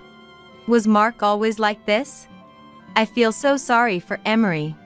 Mark seemed like a perfect gentleman during family meetings, but I'm shocked he was hiding his true nature. Emery must have only seen the good in Mark when deciding to marry him. It's no exaggeration to say she was deceived. For now, I must protect them until Mark properly comes to pick them up. And so, our life together, with me, Emery, and my grandson, began. Emery gradually regained her spirits, and my grandson grew up healthily. 7 months later, when Mark finally came to pick them up, he was stunned to see our house. "What the? Why is everything gone?" The site was cleared. In a panic, Mark called Emery. On the phone, Mark yelled, "Hey! Why is the house gone? What happened to the promise of giving us the house? And where are you guys now?" To this, Emery calmly demanded a divorce, saying, "You finally showed up? It's too late. The child, Mom, and I have moved. Let's get a divorce." Actually, since Mark didn't come to pick them up for a long time, I sold the house and cleared the land. If he had come sooner and sincerely apologized to Emery, things might have been different, but since there was no sign of that, I decided to sell the property. By then, Emery had already resolved to divorce Mark. I hadn't expected him to come after 7 months. During this time, we managed to find a strong lawyer for the divorce and a new place to live with the money from the sale of the house, so maybe the timing was right in a way. But it was way too late. What did he think of Emery and our grandson? Mark screamed, "Divorce! Why would it come to that? I will never agree to it. Tell me where you've moved to, I'll come." But Emery responded, "I will never tell you. I'll send the divorce papers by mail, please sign them." And hung up the phone. We didn't move to a neighboring city but to a distant one, buying a spacious apartment with the money from the house sale. With a large park nearby and supermarkets and drugstores within walking distance, it's a great location for raising a child. Emery and I are completely satisfied with our new apartment, enjoying a relaxed life of parenting. Mark often called afterward, only saying, "I will never agree to a divorce." Emery reiterated her request for a divorce, saying, "If you could ignore us for 7 months, we must not be needed. Please come to terms with it and agree to the divorce." But Mark threatened, "Do you plan on taking away my parents' first grandchild?" However, Emery informed him, "Your parents have been visiting regularly, so they're well aware of the child's growth." Actually, after I lectured them over the phone, Mark's parents changed their minds, apologized to us, and even came to our doorstep to offer a deep apology for their rudeness. They repeatedly tried to persuade Mark to pick up Emery and the child, but he refused to listen. They disowned Mark, saying, "A person like that is no son of ours," and urged him to agree to the divorce quickly. Mark panicked. "Why are you suddenly saying this? Dad, Mom, that's terrible." They cut him off. "You had 7 months. We're severing ties with you as parents." Emery coldly told Mark. "Your parents have disowned you, haven't they? I also want to sever ties with you as soon as possible through divorce." Disowned by his own parents and abandoned by his wife, Mark finally conceded to the divorce. Regarding custody, although Mark said, "I want the custody," Emery countered. "I want the custody." Emery countered. "You've never even changed a diaper. What are you talking about?" Naturally, Emery was granted custody. Mark ended up paying child support in a lump sum, and the divorce was finalized. Initially, Mark wanted to pay child support in installments, but Emery insisted on a lump sum, not trusting him, so Mark reluctantly agreed. This left Mark almost broke, leading to a life of poverty after paying child support in one go. Thinking that remarrying Emery would bring back the child support, Mark began frequently demanding to remarry. "Emery, I'm really sorry. I won't blame you anymore. I can even tolerate a bit of mess and change diapers occasionally. Let's remarry," Mark said ridiculously, but Emery replied, "You still don't understand what you did wrong. I don't see any willingness to cooperate. Anyway, even if you changed now, I would never remarry you." Mark still hadn't grasped the concept of cooperating on childcare and housework as a couple, continuing to make irrelevant remarks. Emery said, "Since I've already received the child support, there's no need for us to communicate anymore. I'm blocking you. Goodbye," and blocked Mark. Both I and Mark's parents also blocked him. Emery expressed relief. "I feel so refreshed. It's a liberating feeling." Later, when Mark found it difficult to pay his apartment rent and return to his parents' home, he discovered it was for sale. Standing in front of the now empty lot, he muttered, "You've got to be kidding. Did Dad and Mom sell the house too?" Having lost his home, Mark was at a loss and reluctantly returned to his apartment, leading a lonely and impoverished life. Soon, whispers and rumors about him began to spread among the neighbors. The word was that he had driven away his wife and child with his selfish behavior, and even his own parents had disowned him. Since Emery was well liked by the neighbors, they looked down on Mark, saying, "To treat such a wonderful DIL so terribly." Even going to the convenience store near his house became a challenge for Mark, as he was conscious of people's stares, resorting to sneaking out late at night. Moreover, news of Mark's misconduct had spread at his workplace, resulting in cold treatment from everyone. Mark had a tendency to arrogantly believe everything he read online, and he wasn't very popular at work to begin with. This incident further lowered Mark's standing at work, and he was even lectured directly by a senior female colleague with experience in child rearing. As a result, Mark found no peace either at work or home, leading a life of discomfort.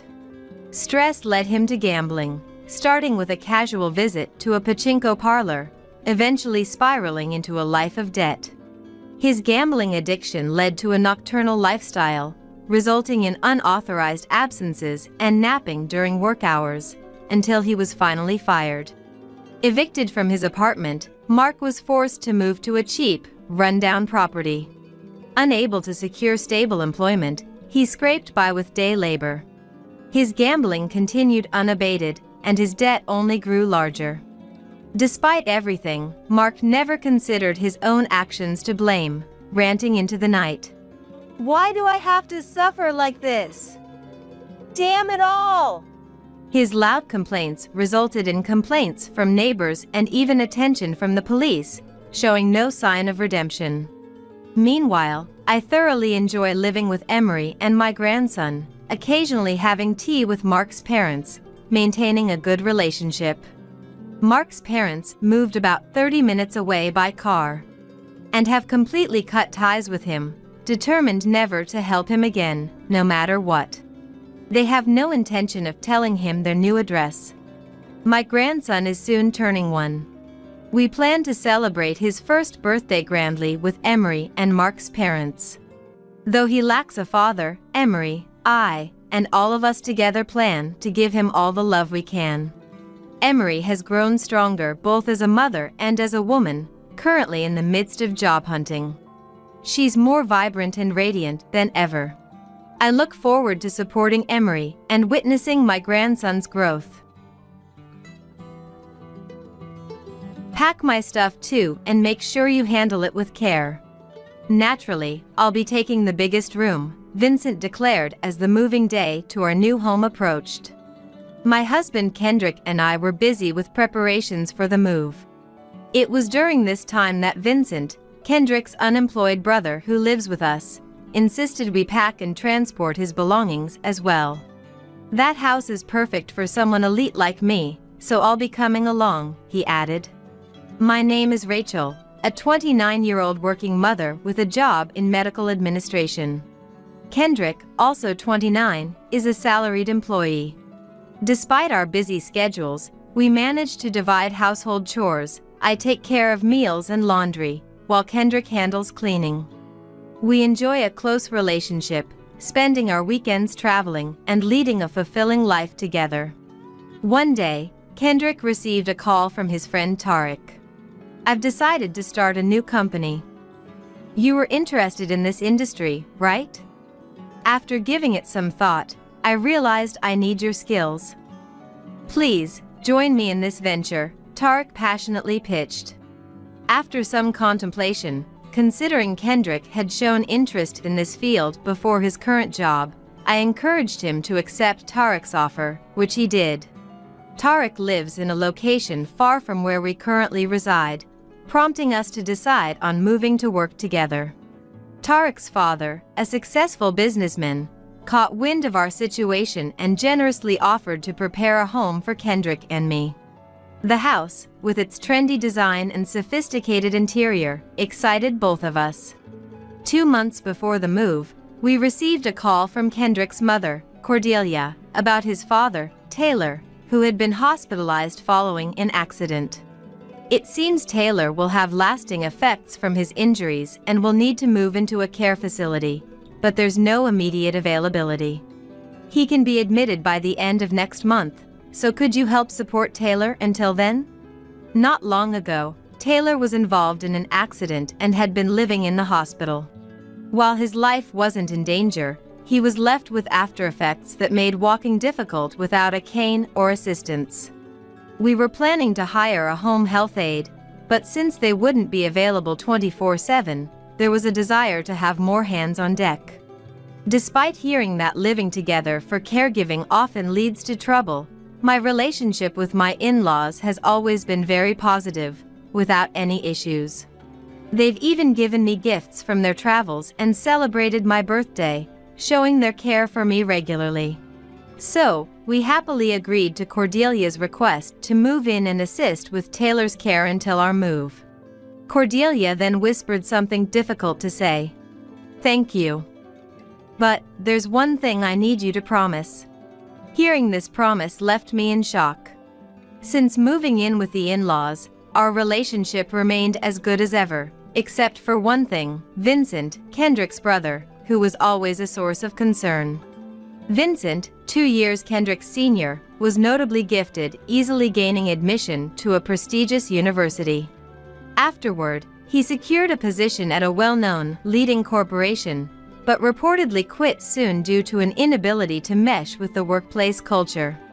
For a time, he seemed keen on re-employment, but lately, he dismisses job opportunities, scoffing, "An elite like me shouldn't settle for such conditions." Currently, he sporadically works part-time jobs for leisure money while residing at his parents' home. Despite efforts to encourage his departure, Vincent's imposing nature often led to confrontations. Even after changing the locks, he would ambush the in-laws, forcefully enter the house, and replicate the keys to maintain his presence without concern. Living with someone like that, I knew wouldn't be easy, and indeed it was as I feared. In Vincent's eyes, Kendrick was the failure of a brother, and I was the incompetent DIL brought by the failure. Despite prior discussions about cohabiting for Taylor's care, Vincent demanded, "Hey Rachel, I'm starving. Isn't dinner ready yet? Why am I having fish? I was in the mood for meat today, you incompetent woman. The room's getting messy, clean it up. And don't touch the stuff on the shelves," making me handle nearly all his personal needs. Of course, I ignored most of Vincent's demands, but he would still consume meals prepared for Taylor or leave his trash in front of my room as he pleased. Even reluctantly caring for Vincent elicited no thanks, only a sense of entitlement. After returning from work on weekdays, I'd start on household chores and assist with Taylor's care, making for hectic days. Moreover, Vincent treated me like a servant, repeatedly boasting about his university and corporate experiences, taking up my time. I considered leaving multiple times, but convinced myself to endure it just for the 2 months until we moved to our new home. Since our stay was temporary, we hadn't unpacked much, simplifying the moving process. Now, we just awaited the completion of our house to transfer our belongings. One day, Vincent woke up past noon as usual, looked at the leftover lunch, and sneered at the poor meal before mockingly laughing at us. "Hey, incompetent woman, make sure my stuff is moved into the biggest room. Handle it carefully, don't you dare scratch anything. When are you moving, Vincent? Let me know the address, and I'll arrange the movers for you," I replied. At that, Vincent sighed deeply, berating me for a while for being useless and stupid. Then, he started accusing Kendrick of snooping through his computer and emails. That house seems decent enough, though living there is the true test. The location and layout seem good. Plus, with a supermarket nearby, Rachel can quickly get anything I need, he noted after apparently reviewing our new home's details, asserting his move with us. Of course, an elite like me will take the largest room, he sneered, prompting me to bite back a retort, but I held back. Smiling, I simply agreed and ended the conversation with Vincent. Behind me, Vincent's delusions about the new home continued, envisioning a scenario where he, the non-contributor, was supported by Kendrick and me working tirelessly from dawn to dusk. That night, I shared Vincent's behavior with Kendrick, Cordelia, and Taylor. "Rachel, do you remember the promise?" Cordelia asked. "Yes, of course. I've told Vincent we would pack his things," I replied, nodding solemnly to Cordelia, who then sighed deeply.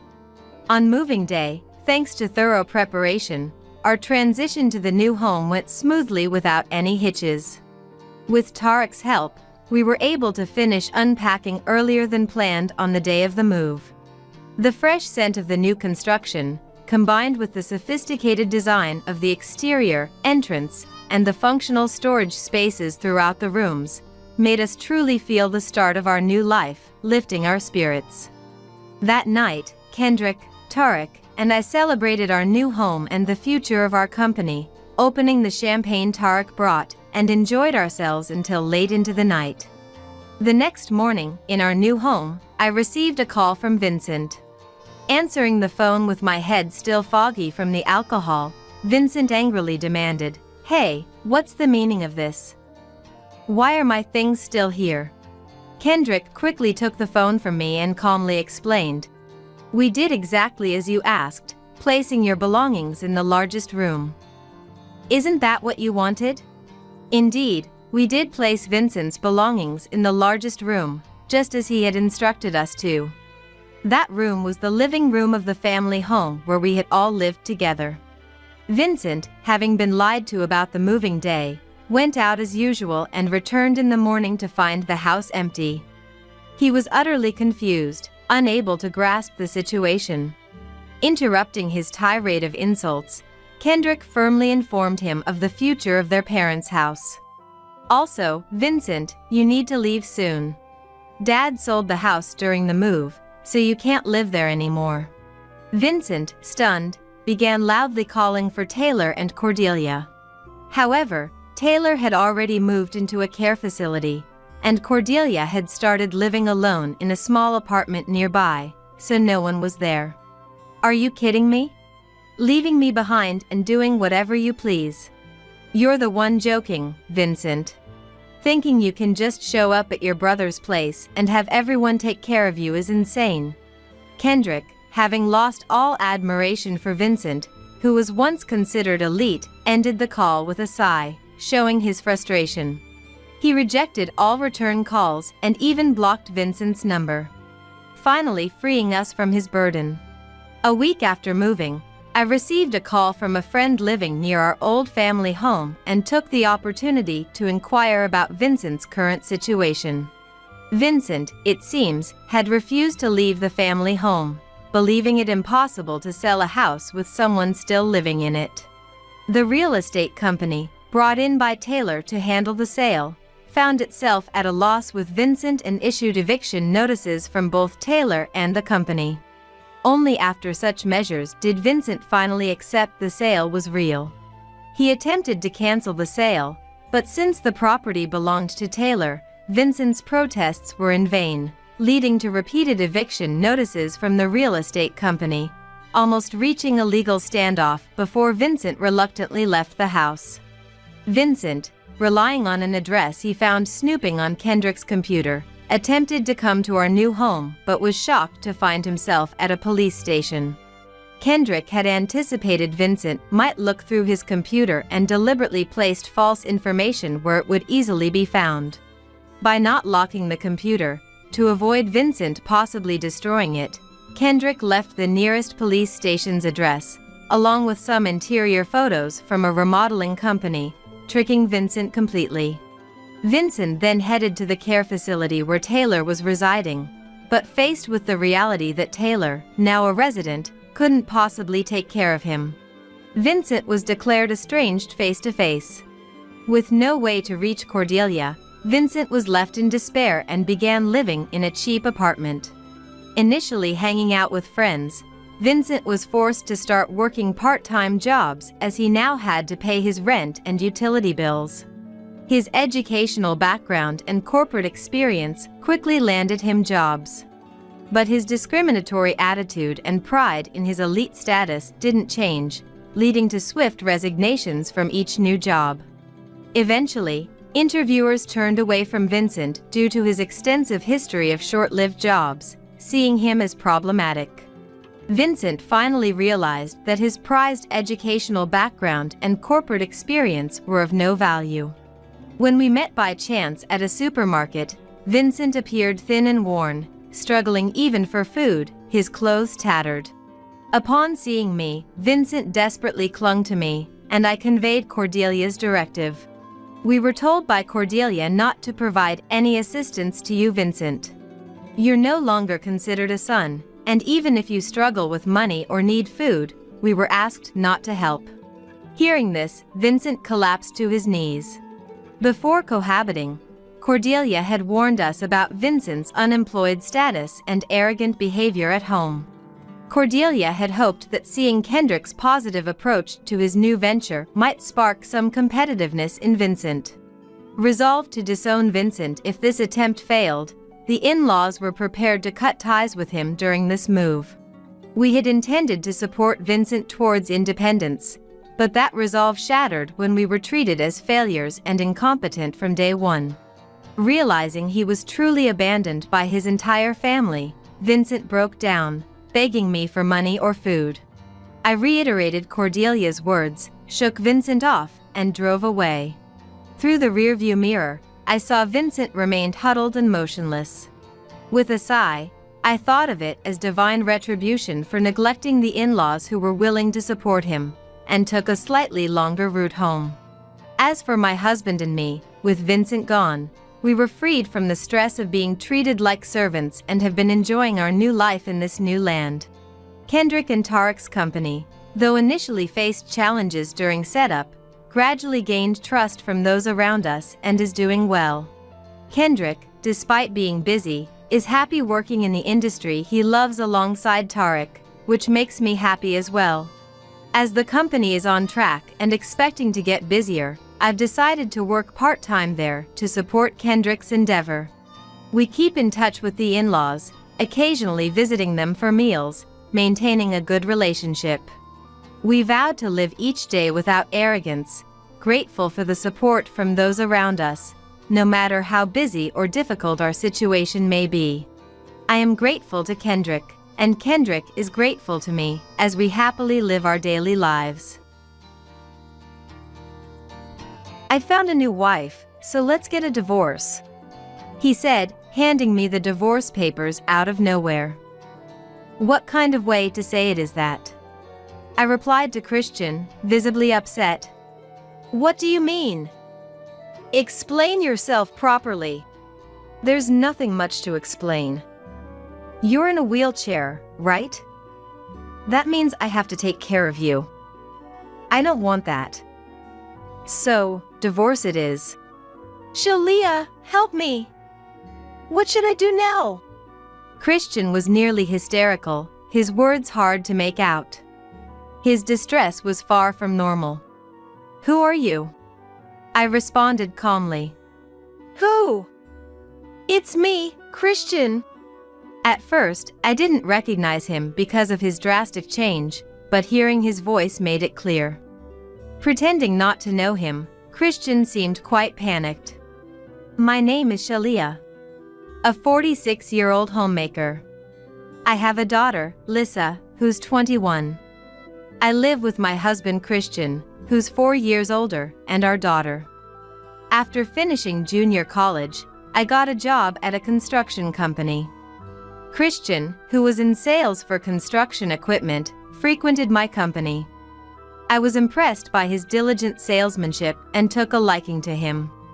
Christian was always very energetic and had a loud voice, and although he sometimes got confused and looked at me with disdain, he left a good impression on me. When he asked me out, I quickly said yes. After several dates, we got married. Our daughter Lissa has already received a job offer. She's set to work at a financial institution starting this spring. Since it's within commuting distance from home, the three of us will continue to live together for a while. With her thesis submitted, Lissa is enjoying her last moments of student life. I felt relieved that I was finally getting a break from parenting. However, our family life hasn't been smooth sailing. Christian has damaged his liver from years of unhealthy living. He can't enjoy his favorite drinks and is on a restricted diet. Although working wasn't a problem for him, his frequent hospital visits led to many absences and lateness at work. His physical strength has significantly declined, forcing him to switch from a sales to an office position. Despite my concerns for Christian, I was overall happy. Your liver function has improved significantly. Let's continue living as usual. Recently, the hospital's test results were good. And Christian showed a smile I hadn't seen in a long time. Thank you. Does that mean I can live a normal life now? The doctor responded with a smile. Yes, that's right.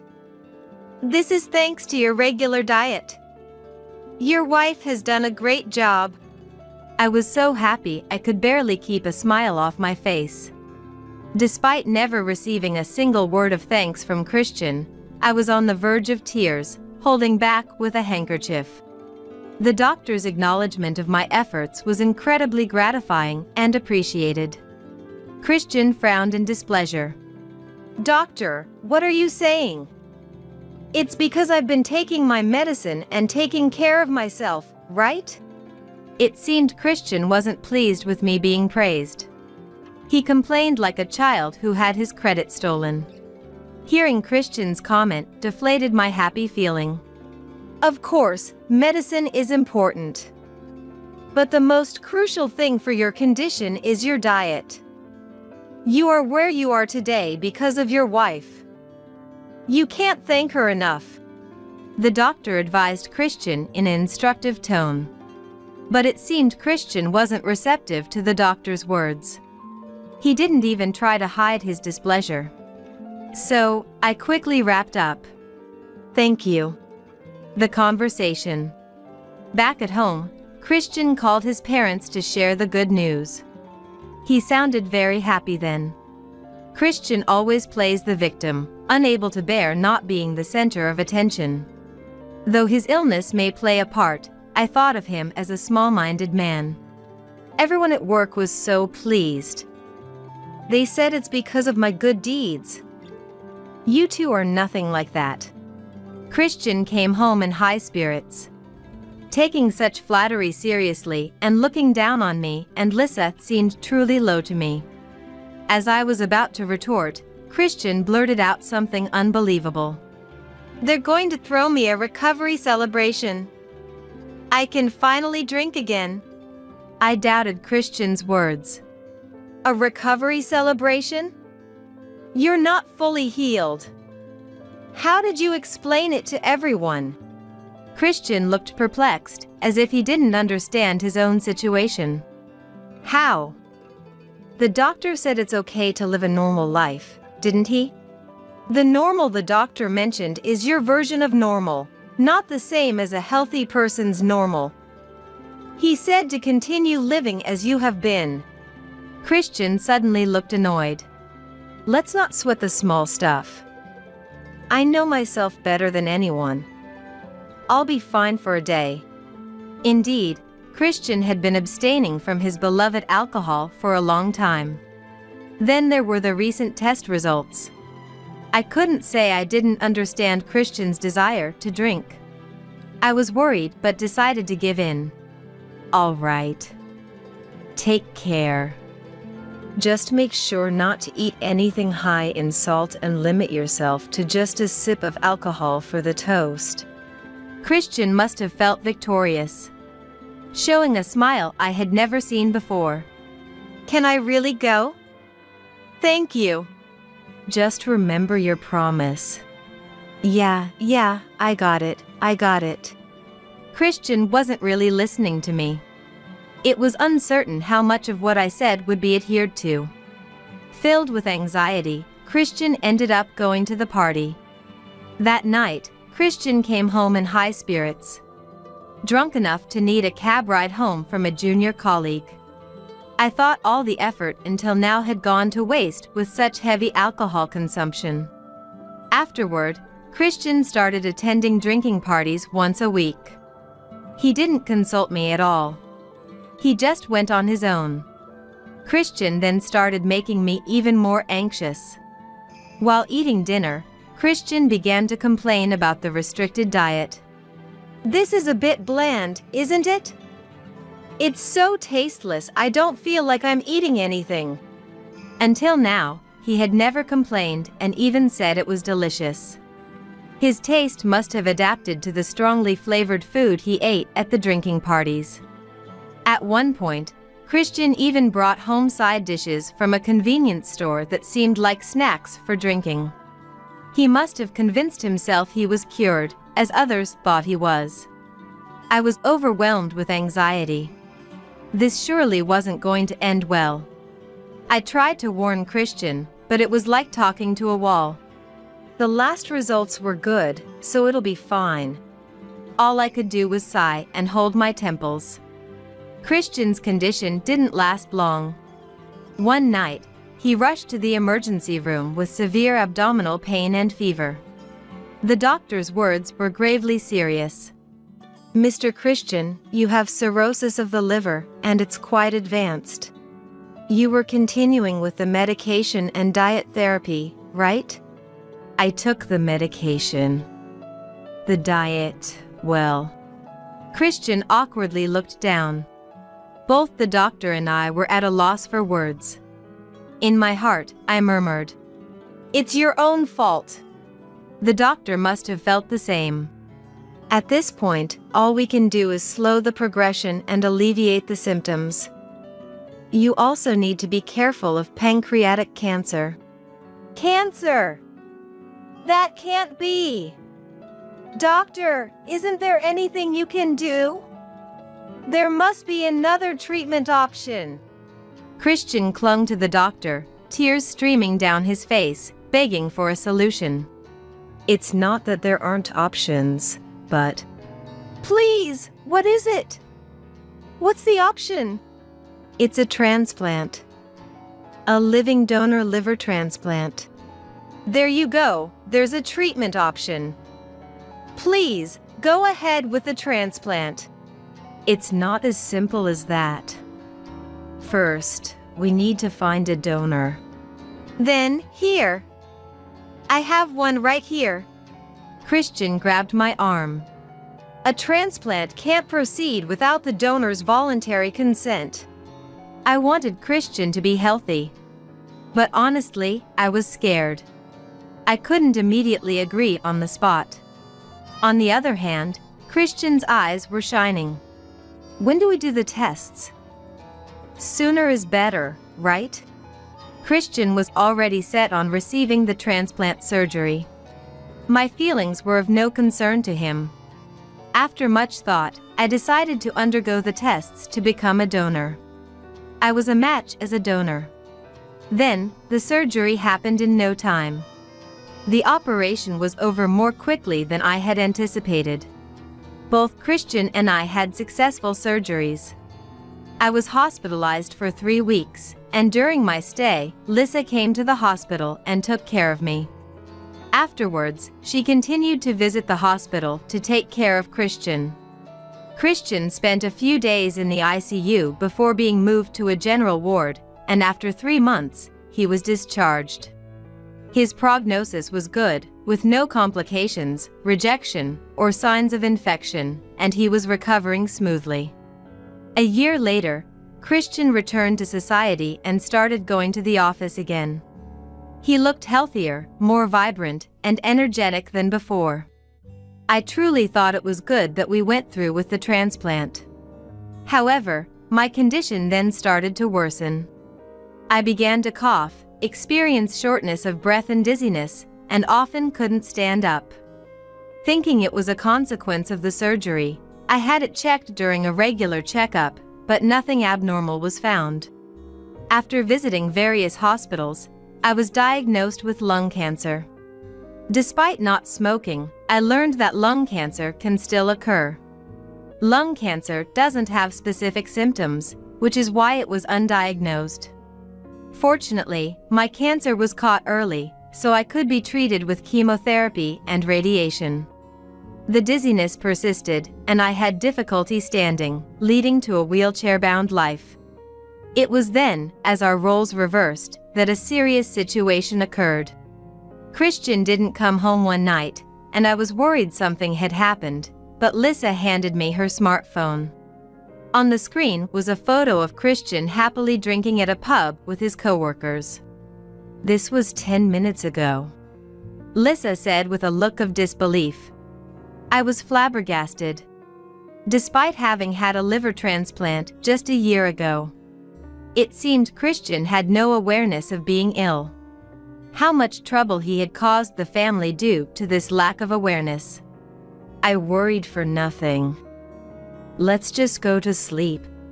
However, Christian didn't come home that day. He didn't return the next morning either, so I called his smartphone. He didn't answer but sent a message instead. The message said he had left divorce papers in the bedroom for me to file. Shocked, I dropped the smartphone to the floor. I called Lisa loudly and asked her to check Christian's bedroom.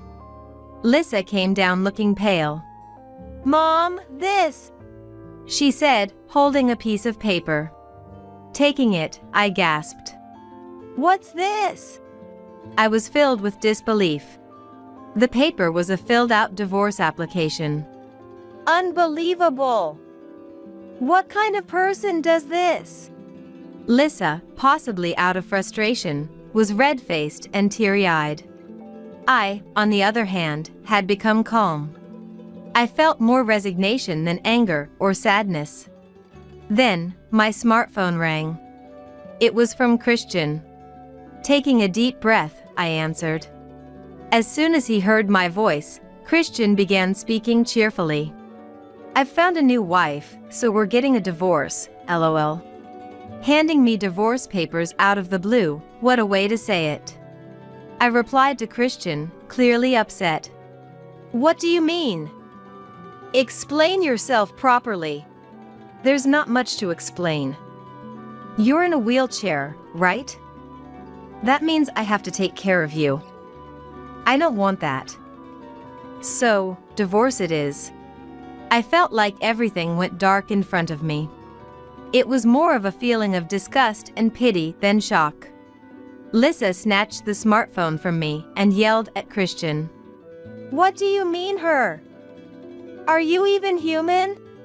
I was still in disbelief. However, I didn't feel sad or hurt. Christian's selfish behavior over time had probably numbed my feelings for him. There was a sense of liberation in me. The regrettable part was that Christian never had any feelings of gratitude or respect for our family. Seeing Lisa looking at me worriedly, I smiled at her. I'll be fine. I've been over him for a while. It's infuriating, though. Still, I was anxious. With my condition, working wouldn't be easy. Of course, I would ensure to get adequate compensation in the divorce settlement. But that alone might not be enough. Given the circumstances, I resolved to focus on what I could do moving forward. We have to make sure to get enough compensation from the divorce settlement to not struggle with living expenses. I renewed my determination, clenching my fists tightly. He's got a healthy body now, so we should get what we're entitled to, I said to Lisa, who nodded vigorously in agreement. That's right, I'm not alone. I have my lovely and dependable daughter, Lisa, by my side.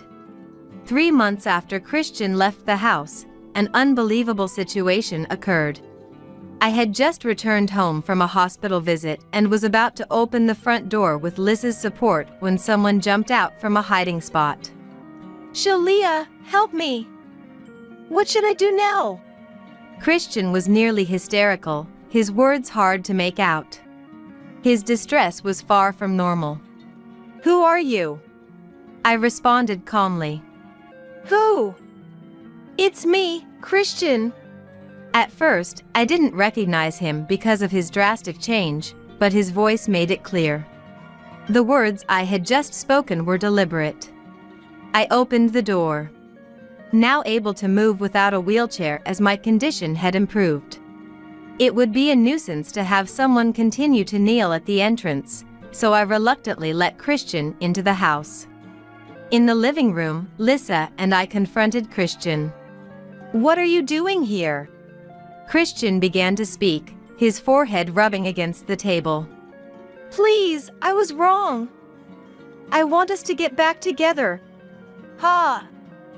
The nerve you have to say that now, Lisa said before I could. Echoing my thoughts. He had so easily discarded me just because he got healthy. And he had said he didn't want to take care of me. What does he want now? Just leave, please. Lisa, unable to bear it any longer, grabbed Christian's arm to make him stand up and leave. When Christian attempted to rise, he suddenly clutched his stomach and collapsed in pain. Despite how I felt about Christian, I couldn't just ignore someone in pain. I asked Lisa to bring the car around, and we took Christian to his regular hospital.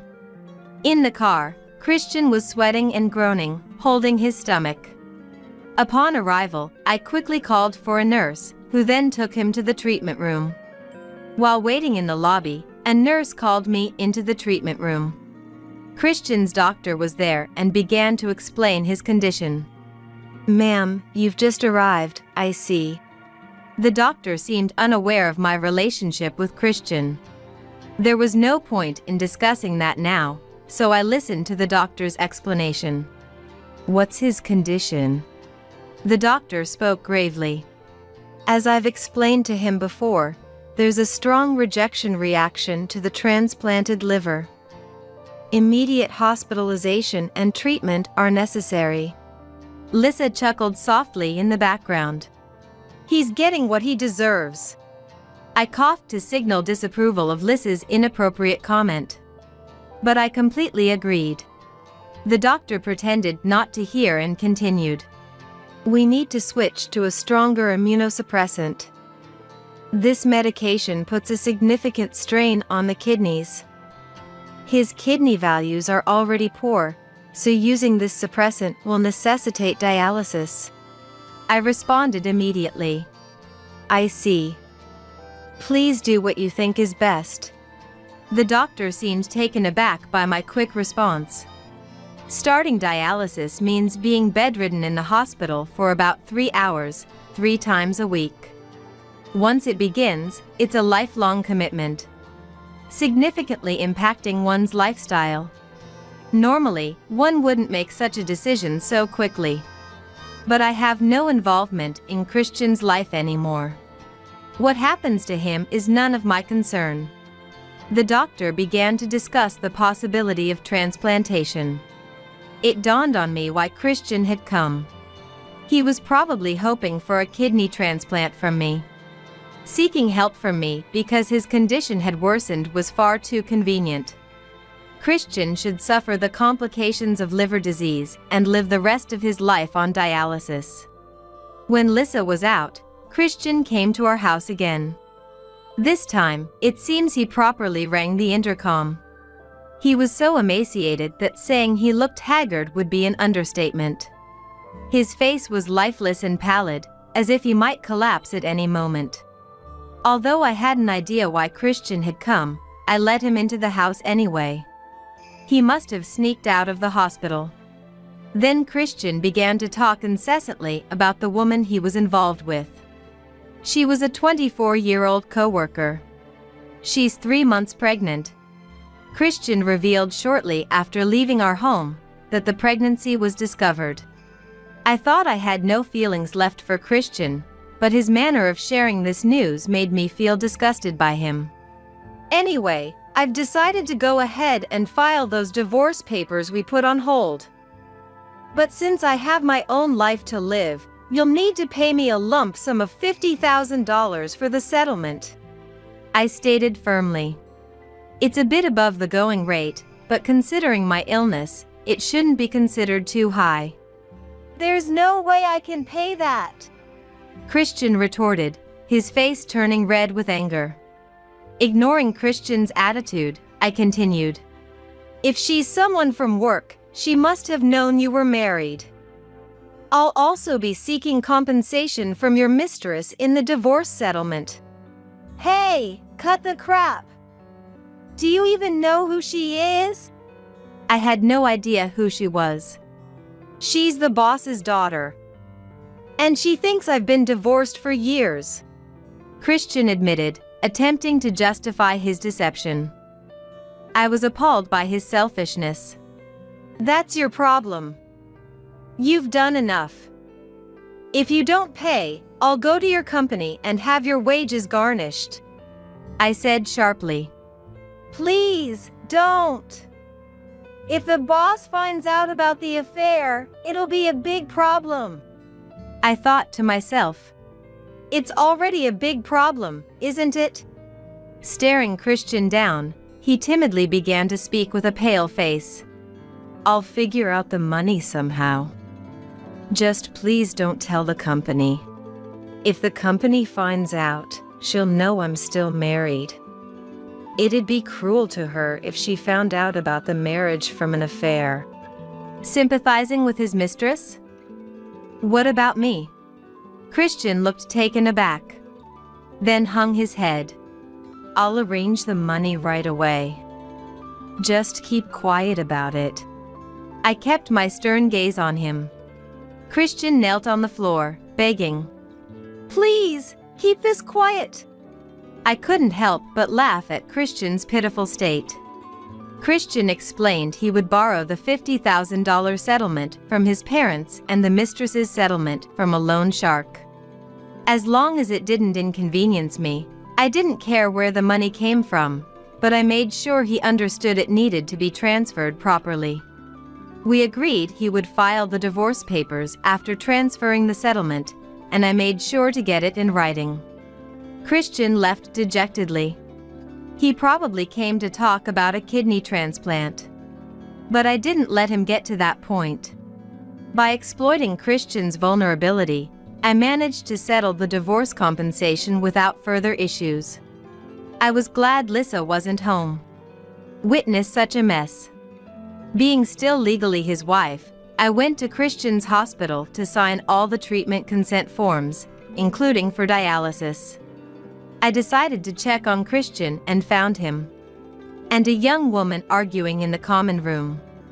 The woman seemed very angry. Their loud voices could be heard outside. Weren't you supposed to be cured? What's with the hospitalization? This must be Dina, the mistress. Please, calm down. Christian replied weakly. I don't want to deal with an old man in the hospital when I'm about to have a baby. Such a foul-mouthed woman. I wondered if she really was the boss's daughter. As Lisa eyed her suspiciously. I think I know her, Lisa muttered. Dina continued to rant at Christian. I absolutely can't handle caregiving. Christian shrank away, overwhelmed and unable to argue. And what's this about divorce compensation? Lisa looked at me and laughed.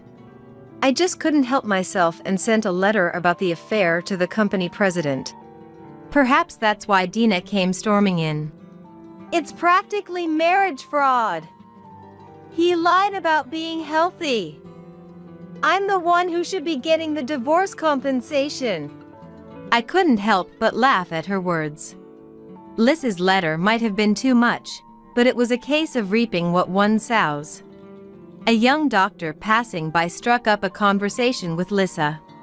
Is that your dad in the common room? There seemed to be a familiarity in his tone. Lisa responded with a smile. Maybe not. I watched their exchange with a touch of amusement. After the doctor left, Lisa looked happily at me, catching my gaze and blushing slightly. Then, a nurse mentioned to me that there was laundry piling up.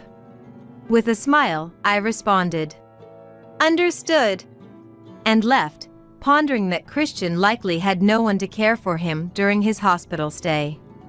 On the way back from the hospital, I might know that woman, his mistress, Lisa mentioned. Probably a senior from high school. She speculated, recalling a senior who left school halfway through her senior year due to pregnancy. She must have dropped out because she was pregnant, Lisa mused, tilting her head in thought. She then suggested, maybe the child she's carrying isn't dad's. Lisa shared rumors that the senior had been involved in dubious activities back then. I had a hunch that the father might be someone else. Just a woman's intuition. But it felt likely. It's that intuition they say women have. After some time, the alimony from the divorce trial was paid by my in-laws. And they didn't just transfer it, they brought it in person. They said, "We've been so troubled by what our son has done, truly sorry." As my in-laws apologized, tears in their eyes, kneeling on the floor. I will accept the alimony from the divorce trial for my sake, but I intend to have no further dealings with my son, Christian, was their stance. Christian had angered the CEO and was fired on the spot. Though Christian received severance pay, it was taken by his affair partner under the guise of alimony for the divorce trial, and after that, he went missing. My mother-in-law tearfully shared this with me. Christian has been hospitalized ever since. Due to artificial dialysis and worsening liver conditions, it seems unlikely Christian will be able to leave the hospital in the future. The alimony from the divorce trial was transferred from the company Christian worked for, probably out of shame for their daughter's scandal. It might be a form of hush money, I guess. The divorce turmoil has settled down. After a long while, peaceful days have returned to me.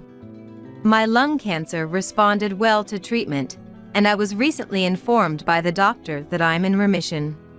Now, regular checkups should suffice. Lisa is off to work. Right now, I'm alone at home. Looking around the empty house, this house originally belonged to my relatives. It was renovated and transferred to my name. The renovation costs came from my savings before I got married.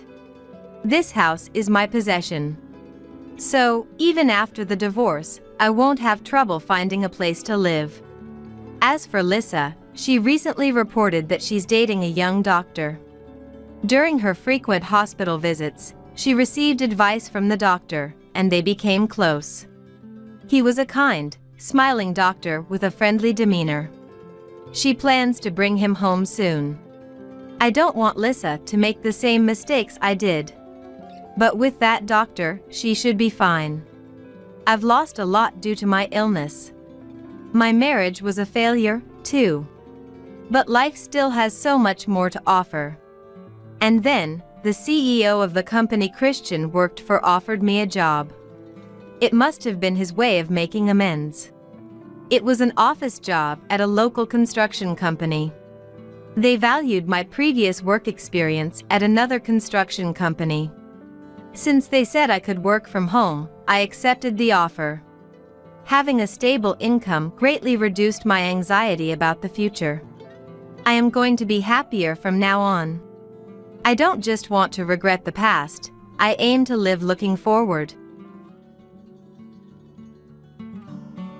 Don't think I'm grateful just because you paid that much money. Tina, who is my son Philip's wife, was suffering from a rare disease. So I had paid $28,000 for her treatment.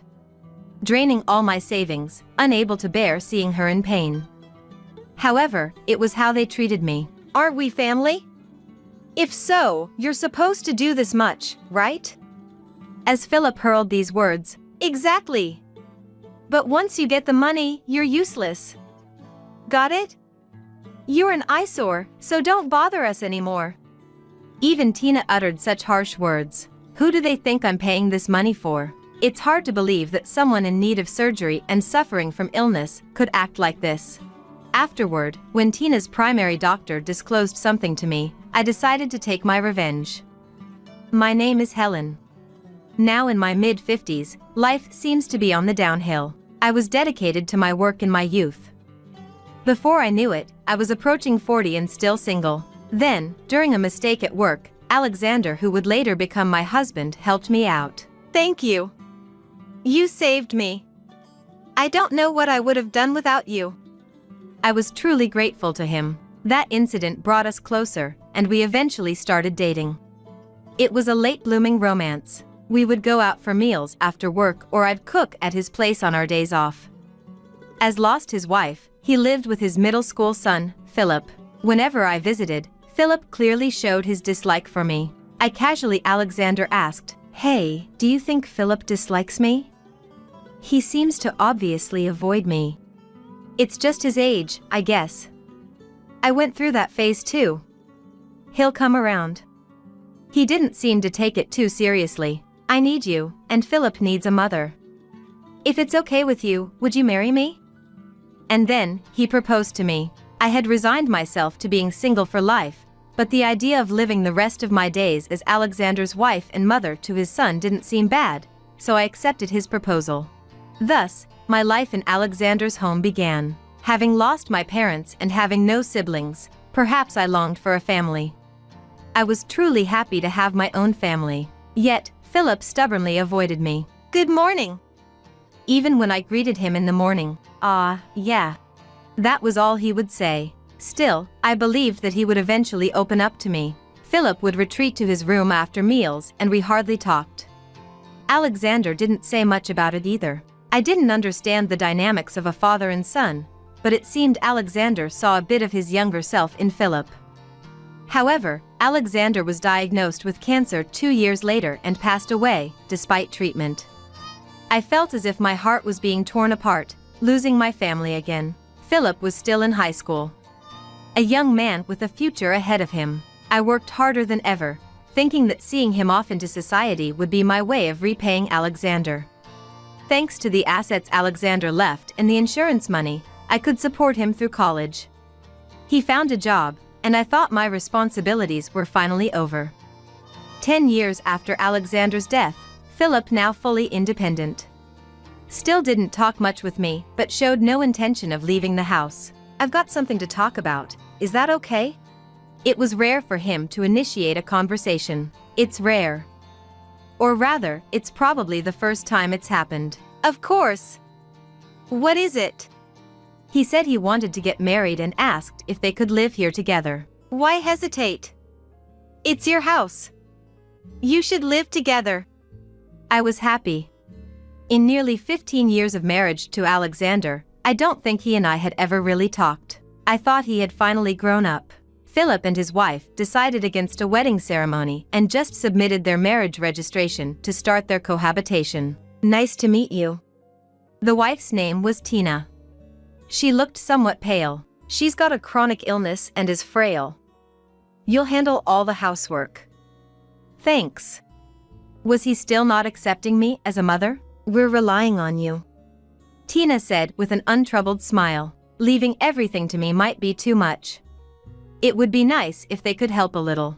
From that day, I started being treated like a housemaid by the couple. Oh, I can't eat this, so can you please not put it in front of me? Tina always had something to complain about the meals I prepared. I'm sorry. Do you have dietary restrictions due to your illness? I'll be more careful next time, please forgive me. I wasn't sure how to interact with her. She needs to regularly visit the hospital because of her condition. Be considerate, will you? I understood that she had a chronic illness requiring regular hospital visits. Indeed, she seemed to be spending entire days at the hospital about 3 times a week. I was working full-time, so I didn't know much about their daytime activities, but I could fully appreciate that it must be tough. Still, I wondered what illness she had. Even with these questions, I continued living with them. Make sure you clean our room too. I'm tired, so at least ready a supper for me. Seriously, you're so inconsiderate, Philip would say, then Tina would assertively add, I get dizzy and feel like I might collapse if I move too much, so I'll leave all the cooking and laundry to you. While in this house, I felt like I was their maid. A month after we started living together, Philip revealed Tina's illness during a conversation. Can I talk to you about something? He approached me uncharacteristically humbly. Apparently, Tina had a kidney problem and was undergoing dialysis 3 times a week at the hospital. Each session cost about $300, totaling around $4,000 per month and approximately $48,000 a year. A staggering amount. She's on a waiting list for a transplant, but that's going to cost money too. Can we figure something out? He continued, looking serious. How much will it cost? I asked. Between $28,000 and $30,000, I guess. If she gets the surgery, she won't need weekly hospital visits anymore, and we won't have to spend more. Please help us. I had never been asked for something so earnestly before. Okay. I'll give it. Nothing is more important than life. Tina's attitude seemed more understandable, considering she was battling a serious illness. They had already incurred a significant amount of debt for medical expenses. To protect the future of these 2 young people, I promised to pay. Here's $28,000. Use it wisely. I withdrew the money from the bank and handed the envelope to Philip. Thank you. I feel bad about this. I was a bit concerned about his reaction upon receiving the money, but I assumed it was just the stress of handling such a large sum. However, the next day, You think we're grateful just because you paid? You think we're family, right? Then it's only natural for you to pay. Philip hurled these words at me. Once we get the money, you're useless to us. Can you stay out of our lives for good? Tina continued, her face pale. Honestly, can you leave our house soon? I've been tolerating you so far, but you're just an eyesore.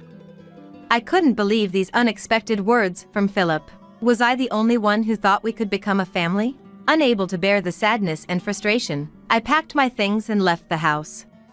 Having impulsively left the house, I had nowhere to go, as I had no other relatives. For the time being, I needed to find a place to stay. I decided to stay at a budget hotel near my office and think about my future. I had thought of Philip and Tina as family and wanted to be a real family.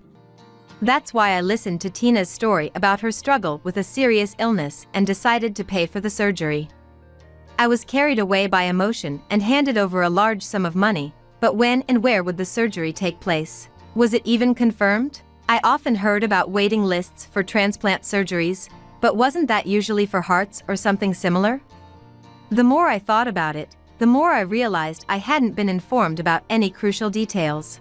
I decided to inquire about Tina at the hospital where she was supposedly receiving dialysis. I'm sorry, but due to privacy concerns, we can't disclose information about our patients.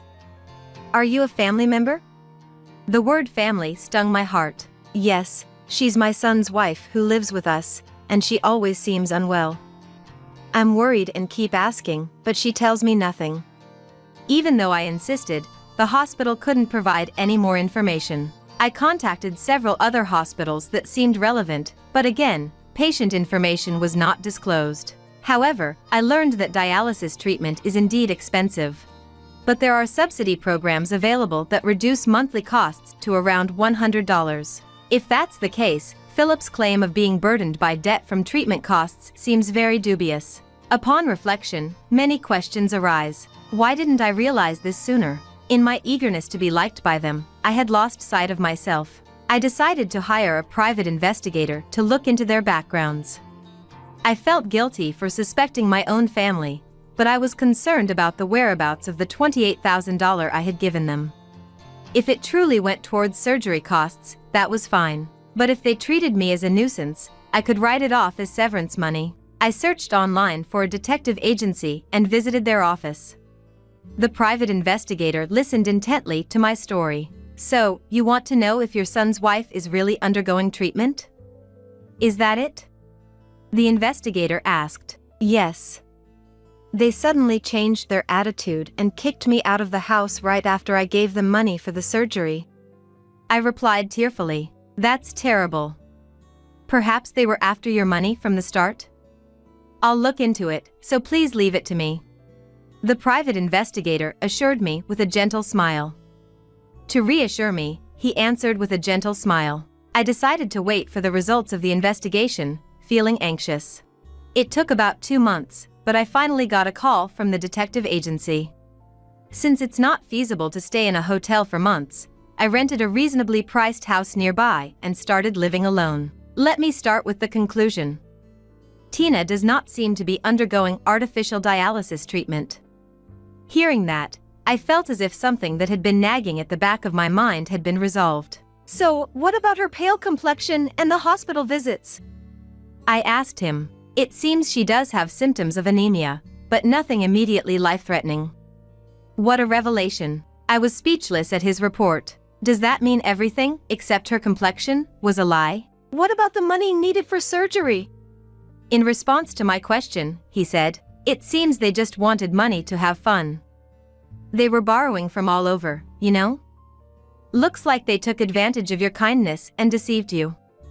The shocking investigation results were reported calmly by him. Anger welled up from the depths of my heart. I was genuinely concerned, and to think Philip and Tina exploited that for their gain infuriated me. I decided to stop showing unnecessary concern. No matter how much I invested emotionally, they were ultimately someone else's children. I thought I had devoted myself for nearly 15 years, but that feeling suddenly cooled. From that day, I began plotting my revenge. Some time passed, and Philip repeatedly called my mobile phone, but I completely ignored him. Half a month later, when the time seemed right, I responded to his call as if nothing had happened. Oh? It's been a while. Has Tina's surgery been scheduled? Is she doing well? When I said that, what the hell is going on? Since the other day, real estate agents and surveyors have been coming and going, and I thought it was strange. Then I hear this house is on the market? This is my house, isn't it? Who said you could sell it? He was furious. His voice through the mobile phone was so loud it almost hurt my ears. Your house. No, it was built by Alexander. And now, I'm the owner. You essentially evicted the landlord. I don't need to live there anymore, so I decided to sell it and buy another property. You better start looking for a new home. As I said so, his voice grew even more furious. How dare you? This house was built by my father, so it should be mine now that he's gone. What right do you have to claim it, coming in later? He yelled angrily. So, you know nothing? Well, I never told you. I explained to him about the time Alexander passed away. When Alexander died, Philip was a teenager. Deeming him too young to manage the assets, Alexander left a will entrusting me with everything, including enough savings for Philip's college education. Take care of Philip, were Alexander's last words. I never told Philip that. I had planned to eventually transfer the land, building, and Alexander's assets to Philip, and didn't see the need to mention it. I never imagined being betrayed like this. You could have at least pretended to get along as family, even if just in form. Then, eventually, it could have been yours. I said with a tinge of regret. I had truly wanted a genuine parent-child bond, but that dream had ended. Or are you planning to buy the land and house yourself? As a family sale, I might give you a discount. I teased Philip. It was supposed to become mine in the first place, right? Just transfer it to me already. He replied irritably. Whether it's a gift or transfer, it's not free, you know? Understand? Driving me out was a mistake. I was determined not to back down. The $28,000 you took from me, that wasn't for surgery, was it? I had everything checked. The story about Tina needing a transplant surgery to survive, being on dialysis, all lies, right? Just to get money for yourselves. I'll never forgive you. As I declared so. Wait, hold on. She really is frail. You have to believe that. He started to panic. Even that is just a case of severe anemia, not immediately life-threatening. Be prepared. I will get back the money you scammed from me, I said firmly. Then he retorted, It's all nonsense. Besides, we're family, right? There's no way this can be fraud. Family, you say? How can you even say that? Since I married your father, not once did you seriously talk to me. Still, I tried my best to watch over you, keeping my promise to Alexander. Do you understand? I felt like crying, thinking back on everything that had happened. Just because we're family, it doesn't become a non-crime, does it? But sadly for you, I plan to sue for being deceived. Isn't that what happened? You lied and took money from me. After I finished speaking, How could you? He was speechless on the other end of the phone. I will consult a lawyer based on the investigation results from the detective agency. Can you discuss the rest with them? After all, you don't think of me as your mother, and I no longer think of you as my son. You're nearly 30, handle the rest yourself. With that, I hung up the phone. The dispute with Philip and Tina didn't end easily. They claimed residency rights and refused to vacate the house, so we ended up negotiating through representatives. However, their act of deceiving me and taking my money backfired, and the negotiations broke down. They were forced to move to Tina's parents' house. It seems they concocted the lie about needing money for fun and to pay off debts they had accumulated elsewhere. They based their story on Tina's chronic anemia and frequent doctor visits, eventually landing on artificial dialysis and kidney transplant after some online research. They must have thought it was dramatic enough and that someone like me could be easily fooled. Though I was at fault for not verifying the information and giving them money, taking advantage of someone's feelings to scam money is unforgivable. I realized that no matter how much you try to connect with some people, it just doesn't happen. As a result of the lawsuit, they were ordered to repay the money they took from me. Since they couldn't pay it all at once, they agreed to monthly installments. Additionally, they were ordered to compensate me for 15 years of mental anguish. I ended up buying a room of condo with the money from selling the house and land and now live there. Living alone for the first time in 15 years is quite comfortable, but sometimes I feel lonely. During those times, I think family would be nice, but I can't live with someone else now. moved into Tina's parents' house. The couple are working to repay the money they stole from me. Tina, who claimed she was too anemic to work, is now working to pay off the compensation, pushed by her parents who reasoned that if she had enough energy to have fun, she could earn some money. As for me, I'm thinking of relying on a nursing home when I get older and can't take care of myself. Nowadays, even with close relatives, caregiving is hard. It feels more difficult with someone you're not related to by blood. Rather than being cared for with caution, I think it's easier to pay for proper care.